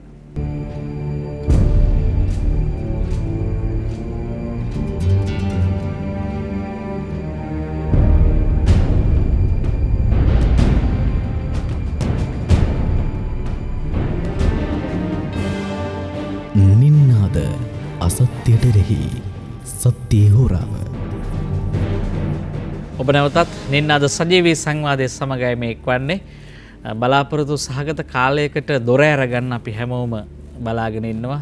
හැබැයි යතුරු ඔබ ළඟ තිබිලා යතුරු ඔබ දොර ඇරගෙන එළියට ආවත් අපිට යන්න තියෙන ප්‍රධාන පාර අපිව ගෙනියන්නේ රටේ තීරණාත්මක සාධක ටිකක්. එක තමයි සමාජ ආර්ථික දේශපාලන හැසිරීම් තීන්දුව කරන ප්‍රතිපත්තිමය ක්‍රියාවලිය, දේශපාලනයේ තීන්දුව ගැනීමේ ක්‍රියාවලිය. එය හරියට නිවැරදි වුණේ නැත්නම් ජනතාව බෝසත් සිතකින් අත් දෙක දිගු කරලා අපි මේ ගමනට යන්න සූදානම් කිව්වත් අපි යන්න මොන තරම් ලකලැස්ති වුණත් අපිව වැරදි පාරේ කැඩිලා තියෙනවා. දැන් සුමිත් මහත්මයා දැන් අපි ජනතාව හැටියට සූදානමක් තියෙද්දි දැන් අපි මෙතුමා කිව කාරණෙත් අනුව කල්පනා කරොත් නිත්‍ය වශයෙන්ම දේශීය නිෂ්පාදන පරිභෝජන ආර්ථික ක්‍රමයක් වටා අපි එක රාසි වෙන්න ඕනේ. ඒක ආරක්ෂා කරගන්න වෙනවනේ. ඒක ආරක්ෂා කර ගැනීමට අපි මොනවද කළ යුත්තේ ජනතාව හැටියට සහ සමස්ත නිෂ්පාදක හෝ පාරිභෝගිකයෝ හැටියට? නිෂ්පාදකයා පැත්තෙන් තියෙන වගකීමක් තියෙනවා සහ අනිත් පැත්තෙන් පාරිභෝගිකයා පැත්තෙන් වගකීමක් තියෙනවා. පාරිභෝගිකයාට මේ වෙලාවේ තියෙන්න ඕන අපේ රට අපි කාලා බීලා හිටියේ මේ පිටරටින් ගේන දේවල්. ඒක නිසා අපි පිටරට ගේන එකේ තත්ත්වය හෝ පිටරට ගේන එකේ මිලට මේක බලාපොරොත්තු වෙන්න බෑ. අපේ රටේ මිනිහෙක් වැඩිපුර හැදුවොත් තමයි මිල අඩු වෙන්නේ. අපේ රටේ මිනිහෙක්ට වැඩිපුර හැදුවොත් තමයි ඒකේ ගුණාත්මක භාගය වැඩි වෙන්නේ. ඒ වගේම නිෂ්පාදකයා තේරුම් ගන්න ඕන තමන්ගේ කාර්යක්ෂමතාවය වැඩි කරලා ගුණාත්මක භාණ්ඩයක් වෙළඳපොළට අඩු මිලට ඒ කියන්නේ දැරිය හැකි මිලට දීම සඳහා විශාල ප්‍රශ්න ප්‍රමාණයක් තියෙනවා. ඒකට එන්න ඒකට උදව් උපකාර කරන්න ඕන රජය අවම වශයෙන් අවුරුදු 2-3ක් වෙනකම් පිටිපස්සෙන් ඉඳන් දැනට පටන් ගන්න වෙළඳපොළ දිහා බලපුවාම. එතකොට අපි කවුරුත් හරි පාරේ ගියොත් හෙට එච්චර කරුවල නැහැ කියන එක කියන්න තියෙන්නේ. මොකද වෙළඳපොළ සඳහා අද මේ පහුගිය කාලය තුල කරපු උත්ප්‍රේරණය කරපු ප්‍රමාණය මත යම් යම් පුද්ගලයෝ නිසා මිනිස්සු පිළිගැනීමක් අද හැදිලා තියෙනවා. දේශීය දේ අගයන්න ඕනයි කියලා. හැබැයි එහෙම හිතන ගමන්ම ආර්ථිකය තුළ රජයේ මැදිහත් වීම නිසා වෙළඳපොළ ආර්ථිකය තුළ මේක යටපත් වෙලා යනවා. මොකෝ හොඳම ව්‍යවසායකයෝ වෙන්නේ බැංකුකාරයෝ. හොඳම අධ්‍යාපන ආයතන වෙලා තියෙන්නේ මාකටිං කම්පැනි. එහෙම නැත්නම් පර්චේසින් ඩිග්‍රිය. පර්චේසින් ඇන්ඩ් මොනවාද පර්චේසින් කියන්නේ මිලදී ගැනීම සහ වෙළඳාම කියන ඩිග්‍රිය තමයි විශාල බලය. මේ නිෂ්පාදනය ගැන කතා කරන්නේ නැතුව පහුගිය කාලේ තියෙන වෙළඳාම පිළිබඳ ආර්ථිකයක් තියලා. ඒතර මේ වෙළඳාම විතරක් ගැන කරන කෙනා මිලදී ගන්නවා විකුණනවා. ඒතර එහෙම ආර්ථිකයක් තමයි තියෙන්නේ. ඒ ආර්ථිකයෙන් අද මේ සියල්ල ගොඩ දාන්න බෑයි කියලා මිනිසුත් දැනගන්න ඕන. පාලකයොත් දැනගන්න ඕන. ඒක නිසා අපිට අපේ දේවල් අපි මෙතෙක් කල හිටපු පරිභෝජන රටාව වෙනස් කරන්න ජනතාව ලැහැත් වෙන්න ඕන. අපි දන්නවා පහුගිය කාලේ කඩචෝරු කන්න හම්බුන්නේ නැහැ. දරුවන්ට අරන් දෙන්න හම්බුන්නේ. හැබැයි දරුවෝ කෑවා. ලෙඩ වෙලා නැහැ. ඉස්පිතාල වලින් අහලා බලම එහෙම ලෙඩ වෙලා නැහැ. බෙහෙත් බීලා අඩුයි. බෙහෙත් බීලා අඩුයි. හරිද? ඉඟුරු කොත්ති කල්ලි කාලා ජීවත් වුණා. තුන් වේලට බත් අම්මන් කාලා ජීවත් වුණා. ඒතර මේ මාස දෙක එහෙම ගෙනිච්චා. මේ මාස දෙක ගෙනියන්න පුළුවන් නම් මේ කාලය තුල මේ ගත්තු මේ කොවිඩ් එක නිසා හැදිච්ච කාලය තුල මේ හම්බෙච්ච ගෙදර ඉන්න චීද ගත්තු කැමැත්තෙන් ඕම කැමැත්තෙන් ගන්න වෙච්ච තීන්දුව. එතකොට මේක නිසා අලුතෙන් හිතන්න පුළුවන් වෙන්න ඕන. ඔව් මට පාන්න නැතුව ඉන්න පුළුවන්. කියන්නේ ඔතුමා කියන්නේ මාස දෙකක් විතර කාලය තුල අපි හරි පාරේ ඉඳලා තියෙනවා. හරි පාරේ කියන්නේ කැමැත්තෙන් හෝ අකමැත්තෙන් හරි පාරට වැටෙන පැත්තට පොඩි සිග්නල් එකක් දාපු අකමැත්තෙන් හෝ ඉන්න වෙලා කරා. ඒ කියන්නේ ඒකේ වක්‍රව කියන ඇඳරි නීතිය දිගටම තිබුණා නම් අපි මේ දූෂණය වෙච්ච නැත්තම් මේ අවභාවිත වෙන මේ වෙළඳපොලක් එක්ක අපි ගලතුරු නවත්තනවා කියලා. මහත් එක්ක කතා කරපුවා ගැන අපි මත්ද්‍රව්‍ය කියලා. දැන් සමහර අයට මත්ද්‍රව්‍ය නැතුව টয়ලට් යන්න බෑනේ. සිගරට් එක නැතුව টয়ලට් යන්න බෑ. දැන් සිගරට් නැතුව මාසෙකමාරක් හිටු මිනිස්සු ඇතිනේ ඔය සිගරට් බීම මිනිස්සු. අපි කියන්නේ අපි ගාව තියෙන දෙයක් අයින් කරගන්න නේ. ඒතර මත්ද්‍රව්‍ය නැතුව උදේට නැගිටින්න බෑ. අත වේවලුන මිනිස්සු මත්ද්‍රව්‍ය නැතුව ඉන්න ඇති. ඒ මානසික ඇබ්බැහිය වෙනස් වෙනවා. මානසික ඇබ්බැහියෙන් ඒ බේරෙන්න පුළුවන්කමක් තියෙනවා නේ. ඒතර මේ උදේට චූම්පාන් වාහනේ කන්නේ නැතුව හිටපු අයට මොනවා හරි බඩ පිරෙන්න තම්මකට කන්න වෙලා තියෙනවා නේ. ඒතර තමන්ගේ තම්මකට කන්න වෙච්ච එක තුල තමන්ට පුළුවන් ගලා තියෙන මේ මාස දෙක තුන නෑ මම මේ ජීවිතේ ඇරෙන්න තවත් ජීවිතයට හැඩ ගැසිය හැකි මට කියන එක නේ. එයයි අපි ඒක තමයි අඩිතාලම පටන් ගන්න පුළුවන්. එයයි අපි ගන්න ඕන මම හිතන්නේ එකම පාඩම. ඒ කියන්නේ කෙනෙකුට හිතෙනවා නම් මේ තමන් හිර වෙලා ජීවත් වුණේ කියලා අපිට නම් හිතෙන්නේ ඒ තමයි නිදහස මේ අනර්ථකාරී වෙළඳපොලක් ඇතුලේ මහා ගෝසාවක සද්දබද්ද ගොඩක් ඇතුලේ ඇඟ අපිව රෝග කරා කැන්දවන මහා මේ විචූරණ විලාසිතා ආහාර සංස්කෘතියක් එක්ක ඉන්නට වඩා ඒ කාරණේ හොඳ. හැබැයි වසන්ත බණ්ඩාර මහතා මේ ඔක්කොම හරි කියලා කියන්න පුළුවන්. හැබැයි මේ රට නිවැරදිව ගෙන යන්න ඔබතුමා නිතරම කියන කාරණාව මේ රට එකී ජීවිතය සකස් කරලා දෙන ජනතාවට ඒ සරල සැහැල්ලු නිරෝගී සුවපත් වූ දිවි පැවැත්ම වගේම සුවපත් වූ පරිසරය සබාදහම මේ සියල්ල ඒ තත්ත්වයේ පවත්වාගෙන යන්න පුළුවන් වෙන්නේ මේ එළියේ දේශපාලනය විසින් දේශපාලන සහ ආර්ථික හැසිරීම් වල ගමන අනුව. එහි අවගමනය එහි අවභාවිතය හෝ කිසියම් වැරදි දේ ශ්‍රජුව ජනජීවිතයට බලපානවා. දැන් මේ දෙක අතර නෙමෙයි ගැටුම තියෙන්නේ. ඒතකොට දැන් මේ වෙලාවේ ඔබ හිතන හැටියට ප්‍රශ්න කීපයක් තියෙනවා. දැන් ප්‍රජාතන්ත්‍රවාදී නොවන දේශපාලන රාමුවක ජනාධිපතිවරයා වැඩ කරනවා කියලා චෝදනාව ප්‍රබලව තියෙනවා. මේ තිබෙද්දී මේ හොරෙන් පිටිපස්සේ දොරෙන් සල්ලි අරගෙන රටේ බෙහෙත් පෙත්ත හදන්න යනවා, ආයි සීනි ටික හදන්න යනවා, වෙන වෙන ව්‍යාපෘති වලට සල්ලි යොදවනවා. මෙවැනි චෝදනා ගොඩක් මැද්දේ මේ රට තියෙන්නේ. ඒකට දැන් හරි පාර හොයාගන්න වෙලාවේ මෙවැනි දේශපාලන අවුල් වියවුල් හදන එක ඔබතුමා හිතන්නේ ඒක ප්‍රජාතන්ත්‍රවාදී ඇත්තද මේක මේ කියන්නේ? මේක ප්‍රජාතන්ත්‍රවාදී විරෝධීද? මට ඒකට උත්තරයක් දීලා අපි මෙහෙමයි දැන් මේ විපක්ෂය මේ මැතිවරණය කොරෝනා වසංගතයට පෙර මැතිවරණය ප්‍රකාශයට පත් කරපු ගමන් මේ හිටපු විපක්ෂය මහා බරපතල දේශපාලන අර්බුදයකට ගියානේ. ඔවුන් දැන් සටන්පාට අහිමි වෙලා අසරණ වෙලා ඉන්නේ. ඔවුන්ට සටන්පාටයක් නැහැ. ඔවුන් මොකද්ද කියන්නේ ආය හොරකම දූෂණය නැති කරන්න බලය දෙන්න කියලාද කියන්නේ. එහෙම බලය අරගෙන කරපු මහා බැංකු මංකොල්ලේ තරම ජනතාවට අමතක නැහැ. ඊළඟට එහෙම නැත්තම් යහපාලනය මේ යහපත් ලෙස රට කරනවා කියලා කියන්න එන්නද? එහෙම නැත්තම් ජාතික ආරක්ෂාව අපි දන්නවා පාස්කු ප්‍රහාරයෙන් පස්සේ කොහොමද හැසිරුනේ? ඒ කියන්නේ අවම රාජ්‍ය කාර්යක්ෂමතාවයවත් පවත්වාගෙන යන්න බැරි වුණා. ඒතර මේ අයට දැන් අපිට ආයි බලය දෙන්න ඇවිල්ලා අහවල් දේ කරන්නම් කියලා සටන් පාටයක් නැති අසරණ තැනට. හිතන්නකෝ දේශපාලන ව්‍යාපාරයකට සටන් පාටයක් අහිමි වෙනවා කියලා. ඒක මොනතරම් අසරණ තත්ත්වයක්ද? ඒතර විපක්ෂය දැන් එහෙම අසරණ තැනකට වැටලා ඉන්නේ. සටන් පාටයක් නෑ ජනතාවට කියන්න මවන්ඩ සීනයක් නෑ අපි ඇවිල් අහවල්දය කරනවා කියලා. එතකොට අපි හිටියනම් 5000 දෙන්න වගේ ගොන් කතාවක් කියන ඇර වෙන දෙයක් කියන්න ඔවුන්ට නැහැ. ඒ නිසා ඔවුන් මේ අර්බුද හදනවා විවිධ මතවාද හදනවා ජනාධිපතිතුමාට පාර්ලිමේන්තුව විසිරුව හැරියන් පස්සේ සම්පූර්ණ මූල්‍ය බලය තියෙනවා ව්‍යවස්ථානුකූලව. ඒ මූල්‍ය බලය තමයි එතුමා ක්‍රියාත්මක කරගෙන යන්නේ. එතකොට මැතිවරණයක් ප්‍රකාශයට පත් කරායින් පස්සේ මැතිවරණයේ තියන්න බැරි තත්ත්වයක් ඇති වුණාම ඒක කල් දාන්න බලේ පනතෙන් තියෙනවා. එතකොට නව පාර්ලිමේන්තුවක් ඕන. මේ තිබුණු පාර්ලිමේන්තුවේ ජනවරම දැන් කල්ලිකුත්තිය අවසానයි. මේ පාර්ලිමේන්තුව වැඩ බැරි අකාර්යක්ෂම මේ තුලනයක් නැති පාර්ලිමේන්තුවක් කියන එක හරි පැහැදිලිව පෙන්වුව පහුගිය අවුරුදු 4-5. ඉතින් මේ 50 දින මේ යල්පැනපු කල්ලිකුත්තු පාර්ලිමේන්තුව තවදුරටත් තියාගෙන යන්න ඕනේ නැහැ. ඒ කියන්නේ මේ වසංගතයේ යම් පමණකට යහපත් ලෙස පාලනය කරපු ගමන් මැතිවරණයේ තියලා අලුත් පාර්ලිමේන්තුවක් හදාගත යුතුයි. හැබැයි එතෙක් මේ රට ඉස්සරහට අරගෙන යන්න තීන්දුව తీරන ගැනීමේ බලය ජනාධිපතිතුමාට තියෙනවා. එතුමා එහෙම ඍජුව තීන්දුව ගන්න එක මහජනයා අනුමත කරනවා. එතුමා ඊයේ පෙරේදා කිව්වා මේ රජයේ ප්‍රතිපත්ති ඉදිරියට අරන් යන්න රාජ්‍ය නිලධාරීන් වැඩ කරන්න ඕනේ. එහෙම කරන්න බැරි නම් යන්න කියලා. ඉතින් ජනතාව කියන්නේ කරන්න බැරි නම් යන්න කියලා විතරක් නෙවෙයි ජනාධිපතිතුමා යන්න නැත්තම් යවන්න කියලා. ජනතාව ඉන්නේ එතන. ජනතාව ජනාධිපතිතුමාට වඩා ඉස්සරහින් ඉන්නවා. ජනාධිපතිතුමා එක ඍජුව ප්‍රකාශ කිරීම අපි ඊට අගය කරනවා. මෙරටේ සාමාන්‍ය ජනතාව අගය කරනවා. වෙනසක් බලාපොරොත්තු වෙන ජනතාව අගය කරනවා. විපක්ෂයට මොනවද නැත්තම් ගලක් විසි කරන්න මොකක් හරි හොයමින් ඉන්නේ. ඉතින් රාජ්‍ය පාලනය කරනවා කියන්නේ යම් තීන්දුව తీරන ගැනීම.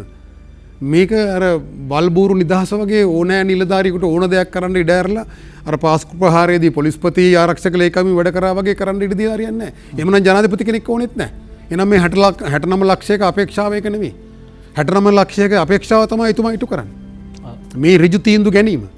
හැබැයි එතනදී අපිට එකක් පිළිගන්න සිද්ධ වෙනවා. අපි දකිනවා අපිට මේ පාර වරද්දවයිද කියන බය ඇති වෙන්නේ ඒ නිසා. මේ නිලධාරී මහා භාණ්ඩාගාරයේ වෙනත් තැන් වලින් උපදෙස් ගන්න IPS අරෝමය කියලා තියෙන ආයතන පද්ධතියක් තියෙනවා. Pathfinder අරෝමය NGOs තියෙනවා. මේ අය පාර වරද්දවන සූක්ෂම දේවල් කරනවා. එහෙම සාක්ෂියක් දෙකක් දැනට තිබෙනවා. ඒ නිසා අපි කියන්නේ මේ සහල් මිල මිල නියම කිරීම එකක්. බරපතල කුමන්ත්‍රණයක් කියලා අපි පැහැදිලිව කියනවා. කවුරු කරත් පිටිපස්සේ නිලධාරීන් කවුද කියලා හොයාගන්න ඕන. යම් පිරිසක් දැනටමත් එළිදරව් වෙලා තියෙනවා. කවුද මේ කුමන්ත්‍රණය කරේ? සම්පූර්ණ වී ගොවියාගේ සහ කුඩා පරිමාණ සහල් මෝල් හිමියාගේ බෙල්ල මිරිකණ්ඩ තමයි මේ මිල පාලනේ දැම්මේ. මේක යථාර්ථවාදී මිල පාලනයක් නෙමෙයි වෙළඳ පොලේ පවත්වා ගන්න පුළුවන් මිලක්. ඒකට තවත් පාර්ශවයක් ඍජුව මැදිහත් වෙමින් ඉන්නවා. කවුරුන් හෝ නිලධාරීන් පිරිසක් මේක කරන්නේ. ජනාධිපතිතුමා ඉක්මනින් මැදිහත් වෙලා මේක නිවැරදි කරයි කියලා බලාපොරොත්තු වෙනවා. දැන් කුඩා මෝල් 5000ක් තිබුණක 2000ට වැටලා තියෙනවා. ඒතර මේ 2000න් තමයි වී මිලදී ගත්තේ වී අස්වැන්නෙන් 150කට වැඩිය. මේ සැරේ මේ මිලියන 3ක විතර අස්වැන්නක් ලැබුණා. ඉතින් හොඳ අස්වැන්නක්.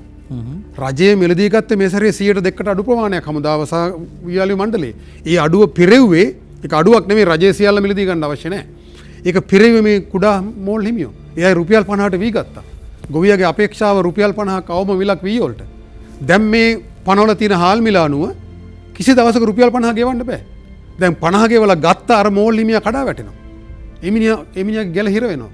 ඊට පස්සේ මොකද වෙන්නේ? ඊළඟ කන්නේ ගොවියාගේ වී මිල රුපියල් 40ට 44ට බහිනවා. කාගේ අපේක්ෂාවක්ද මේක? ජනාධිපතිතුමාගේ අපේක්ෂාව නෙවෙයි. මේ 69 ලක්ෂයේ ජනතාවගේ අපේක්ෂාව නෙවෙයි. එතුමාට බහුතරය ඡන්දෙ තිබු ගොවි ජනතාවගේ අපේක්ෂාව නෙවෙයි.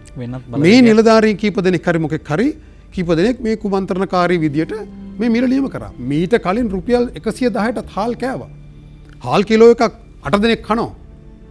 එතකොට හාල් කිලෝ එකකට මේ රුපියල් 7-8කින් අඩු කරයි කියන්නේ රුපියලක් එක වේලකට. බුලත් පිට රුපියල් 30ක් විය කරනවා. සිගරට් එකට ඒ වගේ දෙගුණයක් වියදම් කරනවා. මේ මහජනයා මෙහෙම ඉල්ලුවේ නැහැ. 110ට හාල් කෑවා. එහෙමනම් රුපියල් අඩු ගානේ 95කට කැකුළු හාල් නියම කරේ නැත්නම් මේ වෙළඳ පොළ පවත්වාගෙන යන්න බෑ. වී ගොවියට මිල ගෙවන්න බෑ. කුඩා මෝලිමියට පවතින්න බෑ. ඒතර මේක 85 කරේ මොකටද? කුමන්ත්‍රණයක්. රුපියල් 100කට ගෙවන්න නැතුව නාඩු හාල් කිලෝවක් කන්න බෑ මේ රටේ. එහෙම කන්න බලාපොරොත්තු වෙනවනම් අනික් සියලු දේ ඇපල් ගෙඩි රුපියල් 50ක් ගෙවන මිනිහට සිගරට් රුපියල් 60ක් ගෙවන මිනිහා වී ගොවියාගේ බෙල්ල මිරිකලා හාල් 95ට කන්න හිටියොත් මොකද වෙන්නේ? මේ මුළු වෙළඳ පොළොම වැටෙනවා. රටේ ජනගහනය 125ක ජීවිත අනතුරේ වැටෙනවා. ඒතර දැන් ඒ වරද්ද කරලා තියෙනවා.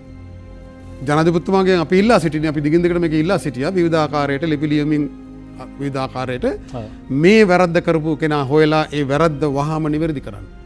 මෙහෙම කුමන්ත්‍රණ සිදුවෙනවා කියලා අවබෝධ කරගන්න එකත් එතුමාට වැදගත් වෙනවා. එතුමාට මේ සියල්ල හොයන්න බෑ. ජනාධිපති කෙනෙකුට මේ සියල්ල කරන්න පුළුවන්ද එහෙම?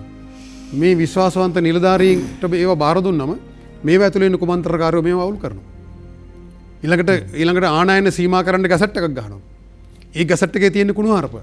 ඒ මුළු ගැසට් එකේ තියෙන සියලු දේ ආනයන 100 ගාණක් තියෙන කාණ්ඩ ඒ සියල්ල නැමතුවොත් ඩොලර් මිලියන 100ක් ඉතුරු කරගන්න බෑ. මේ කාන්තා යට උන්ද අරවද මේද පොඩි දේවල් සීමා කරනවා. හැබැයි තිරිඟු පිටි කිරිපිටි අර මහා පරිමාණ රටේ ආර්ථිකය විනාශ කරන බදු සහන ලබා ගන්න දේවල් සම්බන්ධයෙන් සීමාවක් නැහැ. මහා පරිමාණ අති පරිභෝ මේ සුපෝභෝගී භාණ්ඩ සීමාවක් නැහැ. ඊළඟට තව පොඩි කපටිකමක් ඒක ඇතුළේ කරලා තිනවා මහජනය රවට්ටන්න. මේක පරීක්ෂණයක් කරන්න ඕන කොමිෂමක් දා. කොමිෂමක් ඕනේ නැහැ. නිලධාරීන් දෙසුන්දරෙන් දැම්මම මොකද්ද මේ ගහපු ගේම කියලා හොයාගන්න පුළුවන්. මේ ගැසට් එක ඇතුළේ තියෙනවා මොකද්ද? ණයට දෙනවා නම් අරව අදාළ වෙන්නේ නැහැ සමහර භාණ්ඩ වලට. ඒක යෝගටුත් තියෙනවා. ඒක යෝගටුත් තියෙනවා. යෝගට් මොකටද පිටරටින් ගෙන්නන්නේ? ඒතර කවුද මේව කරේ? කොහොමත් ගේන්නේ ණයට. අපි කියන්නේ ජනාධිපතිවරු මේ පිටු 77ක ලේඛනයේ ඔක්කොම ජනාධිපතිතුමා අග ඉඳලා මුලට බලන්න ඕනේ. ඒ කියන්නේ හොඳ එකක් හදන්න ගිහලා හොඳ එකට වඩා තව නරක එකක් හැදෙයි කියලා ඔබතුමා හිතනවා. නැහැ ඒ පාර වරද්දන සෙට් එකක් තමයි මේ ගැසට් එකත් ගැහුවේ. හරි. දැන් ඊළඟට පොල් තෙල් වලට බදු සහනයක් දීලා තියෙනවා රුපියල් 100ක. හැබැයි පොල් තෙල් එනකොට පාම් තෙල් එකතු කරාම මනින්ද ටෙස්ට් එකක් අපේ රටේ නැහැ.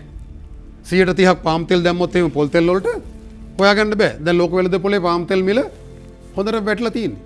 ඩොලර් 400ට වගේ තියෙනවා මෙට්‍රික් ටන් එකක්. ඒතර මොකද කරන්නේ? මැලේසියාවෙන් පොල් තෙල් අරගෙන ඉන්දුනීසියාවෙන් පාම් තෙල් මිශ්‍ර කරලා මෙහාට ගේනවා 130ක් දාලා. රුපියල් 100ක් බද්ද අඩු කරාම ඒකයි වෙන්නේ. ඉතින් කවුරු හරි වෙළඳ ටිකක් නිලධාරීන් ටික එකතු වෙලා මෙතන පාර වැරද්දීමක් කරනවා. මේ යම් ගත්ත යම් ක්‍රියාමාර්ගය ඇතුලේ පාර වැරදවීමේ ලකුණු තියෙනවා. යම් ජාවාරම්කාරයෝ ටිකක් යම් නිලධාරීන් පිරිසක් කුමන්ත්‍රණයක නියලා කියලා අපිට පේන්න තියෙනවා. මිතුමලකට කියලා එන්න. ඒකයි මේ කියන්නේ. එක පැත්තකින් රට හදන්න ඕන කියලා ජාතික ආර්ථිකය ශක්තිමත් කරන්න ඕන. ග්‍රාමීය ආර්ථිකය දිරිමත් කරලා කුඩා ගොවියා මධ්‍ය ප්‍රමාණයේ කුඩා කර්මාන්ත නිෂ්පාදන දියුණු කරන්න ඕනේ කියලා එම ඍජුව එම කර්මාන්ත නිෂ්පාදකයන් එම සියල්ල අකර්මණ්‍ය කරන තීරණ තීන්දුව ගන්නවා නම් සදාකාලික මේ රටට ගැලවීමක් නැහැ. අපි තේරුම් ගත්තා නම් ඒ කාලේ එහෙමයි කියලා දැන් ඉතින් එහාට අපිට අලුත් පාරක් තියෙන්න ඕන. සුමිත් මහත්මයා දැන් මේ පාරේ යනකොට පුද්ගලයෝ වැදගත්නේ. දැන් අපි දැන් ජනාධිපතිතුමන් ජනාධිපතිවරයෙක් පත් කරගත්තා ජනතා අභිලාෂයන් වලට අනුව. හැබැයි ප්‍රශ්නේ තියෙන්නේ රට නැවතුනේ පරණ පාර්ලිමේන්තුවක් ළඟනේ. පරණ පාර්ලිමේන්තුව නැවත ප්‍රජාතන්ත්‍රවාදය කියන කාරණේ අභියෝගයට ලක් කරමින් ඔවුන් ඉල්ලා සිටිනවා නැවත රැස්වීම. හැබැයි එයත් මේවා කරමින් දැන් ඒකට අපි දැන් පැහැදිලිව පිළිගන්න ඕනේ පරණ පාර්ලිමේන්තුවට මේ ක්‍රමය ඉදිරියට නැවත අලුත් රටක් හැදීමේ ක්‍රියාවලියට දායක විය නොහැකි නම් දැන් අලුත් පාර්ලිමේන්තුවක් තාම තෝරලා නැහැනේ. අභිනව පාර්ලිමේන්තුවක් ඇතුළේනේ රජය ශක්තිමත් වෙන්නේ. එතෙක් දැන් මේ එතෙක් අභියෝග ජය ගැනීමේ ක්‍රියාවලියකට අපි මුහුණ දෙනවනේ. එකක් තමයි මේ පිටරටින් කට්ටිය ගෙන්නවද නැද්ද කියන කාරණාවට වඩා මේ වසංගතයෙන් පසුව රට හැදීමේ ගමන අපේ නිෂ්පාදන සෞඛ්‍ය ගමනාගමනය සියල්ල සැලසුම් කිරීමේ ක්‍රියාවලියට ජනතාව හැටියට මොකද්ද මේ වෙලාවේ මැදිහත් වෙන්න ඕන තැන මේ අන්තිමට අපි බලන්නේ ජනතාව මොකද්ද මේකට කරන්න ඕනේ කියන කාරණේ. ජනතාව කියන්නේ මේ රටේ නිෂ්පාදකයෝ සහ පාරිභෝගිකයෝ දෙකවස්ම. ඔව්. ඒතර මම අපි ඉස්සලා කතා කරා වගේ පාරිභෝගිකයෙක් වශයෙන් ජනතාව හිතන්න ඕනේ අපි ඉස්සලා කිව්වගේ නොකර බැරිකමට කරපු දෙයට එහා ගිහිල්ලා වෙලා මේ මාස දෙකේ නොකර බැරිකමට කරපු දෙයට එහාට ගියාලා මේ රටේ නිෂ්පාදනයට හවුල් වෙන පුද්ගලයෙක් වශයෙන් කොහොමද පාරිභෝගිකයෙක් හිතන්නේ කියලා. ඒ වගේම තමන්ගේ නිෂ්පාදන ඉතාමත්ම සැලසුම් සහගතව වෙළඳ කඩා වැටීමකට නොවැටි අපි ගත්තොත් කෘෂිකර්මය කියලා කෘෂිකර්මයේ නිෂ්පාදනය කරන ජනතාව හැමදාම හදපු තක්කලි හැදුවා නම් අපි ඉස්සෙල්ලා වගේ ඉතින් එහාට ගිහිල්ලා වෙලා මේ ආනයනික භාණ්ඩ මෙතෙක්කල් පරිභෝජනයක කෘෂි භාණ්ඩ නිෂ්පාදනය කිරීම සඳහා ජනතාව පැත්තෙන් හිතන්න ඕන. ඒ සඳහා නිකම්ම නිකං මේ ලුණු කහ උදු හදන්නයි කියලා කිව්වට මිනිස්සුන්ට හරියන්නේ නැහැ. යම් කිසි ප්‍රමාණයක් අපි කියන්නේ රිවර්ස් කැල්කියුලේෂන්. ඒ කියන්නේ ආනයනය කරන්න මෙච්චර ගිහිල්ලා තියෙනවා මෙච්චර ප්‍රමාණයක් වර්ෂයට ආනයනය කරනවා එච්චර ප්‍රමාණයක් අපි රටේ හදන්න ඕනේ. ඒ හදන්න නම් මෙච්චර ප්‍රමාණයක් ඉඩම් ප්‍රමාණයක් ඕන. ඒ ඉඩම් කොයි ප්‍රදේශයේද කොයි ගොවියාද කරන්න ඕනද රජයේ මැදිහත් වීමක් වෙන්න ඕන. ජනතාව ඒ සොයාගෙන යන්න ඕන. එහෙම නැති වුණොත් වෙන්නේ නැවතත් මේක ආයේ හදපු එක්කන හදලා අතිරික්තයක් ඇති වෙයි. එහෙම නැත්නම් නිෂ්පාදනය උපරිමයට ගන්න බැරි වෙලා තමන්ගේ වියදමත් පියවන්න බැරි ගොවියෙක් ඇති වෙලා මේකෙන් විශාල වශයෙන් අකරතැබ්බයකට පත් අපි වෙනවා. මෙතුම ළඟට එන්නම්. දැන් රට ඉස්සරහට යන වැඩපිළිවෙල ඇතුලේ එකක් තමයි පාර හොයාගන්නා වගේම පාර නිවැරදිව පැහැදිලිව පේන්න ඕනේ. අපි කියමුකෝ ඒ කළුවර නම් අපි එතනින් හට පාර පේන්නේ නැත්නම් අපි නැවතලා ආලෝකය හොයාගෙන පාර හොයාගෙන යන්න වෙනවා. හැබැයි දැන් මේ තියෙන තත්ත්වය අනුව දැන් පාර වැරදි කියලා ඔබතුමන්ලා කියනවනම් හරි පාරක් තියෙන්න තෙපේ. ඒතරේ හරි පාර යෑම සඳහා අපි කොහොමද සමස්තය ඉස්සරහට මෙහෙවන්නේ? අපිට හැකියාව තියෙනවද පාර නිවැරදි කරන්න? සිවිල් සමාජය හා විද්වතුන් සහ අනිකුත් අයගේ කාර්යභාරය කොහොමද මේ වෙලාවේ ඒක රාශී කරන්නේ? තාම වැදගත් කාරණය අපිට පේන හැටියට තාම එහෙම සංවිධානාත්මක ඒකාබද්ධතාවයක් නැහැ මේ නිවැරදි මාර්ග උපදේශනයක් සඳහා. එතකොට තැනින් තැන හුදකලා වෙච්ච උපදේශකවරුන් ලේකම්වරුන් වගේ කණ්ඩායමක් ඉන්නවා. එතකොට එකක් පාර්ලිමේන්තුව අභිනව පාර්ලිමේන්තුවක් පිටවීම, දෙවැනි එක ඔබතුමා කිව්ව ආකාරයට නිලධාරීන්, රාජ්‍ය නිලධාරීන්, රාජ්‍ය ආයතන ප්‍රතිසංස්කරණය, ඊට පෞද්ගලික අංශවල නියාමනය කිරීම වගේ සමස්ත ක්‍රියාවලිය සඳහා කොහොමද අපි මේ ගමන සැලසුම් කරන්නේ? ඔය මත එකක් පැහැදිලි කරගන්න. අපි පාර වැරදිලා කියලා නෙවෙයි කිව්වේ. පාර වැරදවීමේ කුමන්ත්‍රණයක් තිබෙනවා කියලා. යම් පිරිසක් වරද්දන්න හදනවා. ඒක ජාත්‍යන්තර ඌමනාවක්. නමුත් අපිට වැරදිලා තිබුණ තැන පිළිගන්න ඕනේ අපි ඉතිහාසයේ පරිස්සම් විය යුතුයි කියලා මම අපි මේ කියන්නේ. දැන් නැකටින්න ඌමනාව තියෙනවා. ජනතාවටත් ඌමනාව තියෙනවා, ජනාධිපතිතුමාටත් ඌමනාව තියෙනවා, රාජ්‍යයටත් ඌමනාව තියෙනවා. මේ ඌමනාව අපිට පේනවා. ඒක හොඳ දෙයක්. ඒක ධනාත්මකයි. අපි මේ නිෂේධාත්මක දෙයක් නෙවෙයි කියන්නේ. අපි කියන්නේ එහෙත් පාර වරද්දන්න ඌමනා පිරිසක් ඉන්නවා, වරද්දන්න උත්සාහයක් ගනිමින්. ඒතර පාර ළම පැහැදිලි කරගෙන අහන්නේ. අපි එකඟ වුණා ඉතිහාසයේ අපිට පාර වැරද්දිලා තිබුණා. ඒ නිසා අපි ඒක තේරුම් ගනිමින් හිටියා. හැබැයි මේ කොරෝනා ව්‍යසනයේ ඇතුළෙත් ඔබතුමාගේ විග්‍රහයට අනුව මේ පාර වරද්දන්න කණ්ඩායමක් ඉන්නවා. හැබැයි වෙනත් මුහුණුවරින් ඒ කට්ටිය එන්නේ. ඉතිහාසයේම කිව්වේ ඔබතුමාම කිව්ව උදාහරණය මුලින් එකම වයින් අපි වෙන දේවල් වල බොන්න පුළුවන්. කියන්නේ බෝතල වෙනස් කරන්න පුළුවන්. ඒ වගේ දැන් මේ ක්‍රියාවලිය කොරෝනා නිසා සිද්ධ වුණා නෙවෙයිනේ. මේ ව්‍යසනයට මුහුණ දුන්නේ වෙනත් ඉතිහාසයක් ඇතුළේ.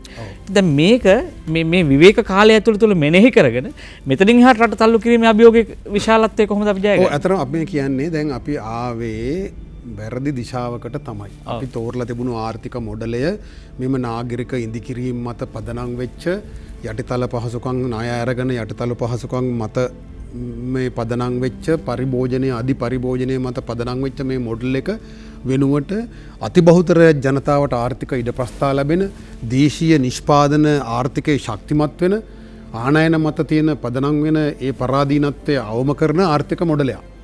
හැබැයි මේකේ අපි යම් දුසාවකට ආවා වෙරිකාරයෙක් වැනි පාරේ යනවා වගේ එහෙම ආවා. හැබැයි දැන් අපිට අවස්ථාව ඇවිල්ලා තියෙනවා මේ කොරෝනා කියන හන්දියෙන් මේක හරවන්න හරි පැත්තට. දැන් මම කියන්නේ හරි පාරේ ආව කියලා නෙමෙයි. දැන් මේ හරි පාරට හරවන එක වළක්වන්න තමයි මේ උත්සාහය තියෙන්නේ. හරි. ඒතර ඒ නිසා පාර හරිද කියලා බලාගන්න මග සලකුණු ටිකක් ජනතාවට අපි කියන්න කැමතියි. එකක් තමයි ජනාධිපතිතුමාගේ පැත්තෙන් එතුමාට වඩා සුදුසු වෙනවා එක්කෙනෙක්ගෙන් දෙන්නෙක් පාර අහනවට වඩා මහජනයාත් එක්ක විවෘතව කතා කරලා පරණ සිතියම් බලලා රාජ්‍ය නිලධාරීන්ගෙන් පමණක් අහන්න නැතුව මේ පාර හරිද කියලා බලාගන්න එක. එතකොට මහජනයාගේ පැත්තෙන් මේ පාර හරිද කියලා බලන මග සලකුණු පිළිබඳ අවධානය තියෙන්න ඕන. බස් එකේ නැගලා ඉද්දි කෑ ගහන්න ඕන නෑ පාර වැරදි මේ පාර නෙවෙයි මේ මග සලකුණු නැහැ කියලා. මොකද්ද පළවෙනි මග සලකුණ? මෙන්න මේ ආහාර සුරක්ෂිතතාවය. ආහාර සුරක්ෂිතතාවය මුල් කරගත්ත කුෂිකාර්මික සංවර්ධනය අර කියන ගර්කින් හදලා පිටරට යවන ඒක නෙවෙයි කොමඩු සුද්දන්ට යවන්න ඕන කියන ආර්ථික කුෂිකර්මාන්තය නෙවෙයි. ඒකත් කරගත්තර කමක් නැහැ. හැබැයි අවමය තමයි දේශීය ආහාර සුරක්ෂිතතාවයේ රැකෙන තැනට 125ක් වෙච්ච ජනතාවගෙන් ගොවි ජනතාවට ප්‍රතිඵල ලැබෙන ග්‍රාමීය ආර්ථිකයට මුදල් පොම්ප කරන තේරීම. ඒ තේරීම සිද්ධ වෙන්න ඕන. ඒක කරන්න බෑ වෙළඳපොළ මිල විකෘතිය නිවැරදි කරන්න නැතුව ඒක නිවැරදි කරන්න නැතුව කරන්න පුළුවන් කියනවනම් පිළිගන්න එපා. ඒක නිවැරදි කරොත් අන්න අපි දන්නවා අන්න හරි පාරට හැරෙනවා කියලා. දෙවෙනි එක සුළු හා මධ්‍යපරම කර්මාන්ත පද්ධතිය. අපි ඉන්නේ 120. ඉන්දියාව 140. ජපානය ඔච්චර දියුණුයි කියන ජපානයේ 50ක් තියෙනවා. එහෙනම් දැන් මේ 20 50 කරන්න ඕන. සුළු කර්මාන්තකරුවන්ට අත දෙන ඔවුන්ගේ වෙළඳපොළ අවස්ථා නිර්මාණය කරන රාජ්‍ය මිලදී ගැනීම වලදී අඩුතරමින් ඒවට වෙළඳපොළ හදන ක්‍රියාමාර්ග වලට යන්න ඕන. එන්න එහෙනම් පාර හරි කියලා අපිට පේන්න පටන් ගන්නවා. හරි. ඊළඟට ජනාධිපතිතුමාම දැනටමත් කියලා තියෙනවා මෙන්න මේ නිලධාරීත් එක්ක සෙල්ලම් කර කර මේ ගමන යන්න බෑ. බැරි නම් යන්න කියන තැනින් නවතින්න නැතුව අපි එතුමාගෙන් ඉල්ලා සිටිනවා ඊට කරුණාවෙන් බගපත්ව යන්න නැත්තම් යවලා හරි මේ රාජ්‍ය යාන්ත්‍රණය නිවැරදි කරන්න ඕනේ. මේ විදියට වෙරිකාරය වගේ මේ අලුත් පාරක යන්න බෑ. හරි? එතකොට ඒ ආදී වශයෙන් මග සලකුණු රාශියක් තියෙනවා. අපි දැන් මේ මග සලකුණු කීපයක් කිව්වේ. ඔව්. ඒ නිසා ඒ මග සලකුණු බලමින් පරණ සිතියම දිගාරගත්තොත් මේ මග සලකුණු මොනවද කියලා හොයාගන්න පුළුවන්. එකෙන් අදහස් වෙන්නේ 70 දශකයට ආපහු යන්න කියලා නෙවෙයි මේ කියන්නේ. අපේ තිබුණු හොඳ දේ නැවත සිහිපත් කරගත්තොත් විශේෂයෙන්ම අනුතුරු අයගොමුත් කරනවා ගමගේ මහත්තයා විනාඩියක් දෙන්න. ලෝකයේ දැන් ප්‍රශ්නයක් තියෙනවා. ලෝකයේ රටවල් අපි නැති වුණාට ලෝකයේ රටවල් ආරක්ෂණවාදී වෙනවා. ආනයන අපනයන සීමා කරනවා. ආහාර අපනයනය සීමා කරනවා. ආහාර තොග රැස් කරගන්නවා. ඒ නිසා අපි මේ ආනයන මත පදනම් වී කෙලහලහල නැව එනකම් බලන් ඉන්න එකෙන් වෙනස් වුනේ නැත්නම් අනතුරුකුත් තියෙනවා. අපි විශාල ආහාර අර්බුදයකට මුහුණ දෙන්න ඉඩ කඩ තියෙනවා. මොකද රටවල් වලින් ආහාර අපනයනය සීමා කරනවා. ඔවුන් ආරක්ෂණවාදී වීම නිසා.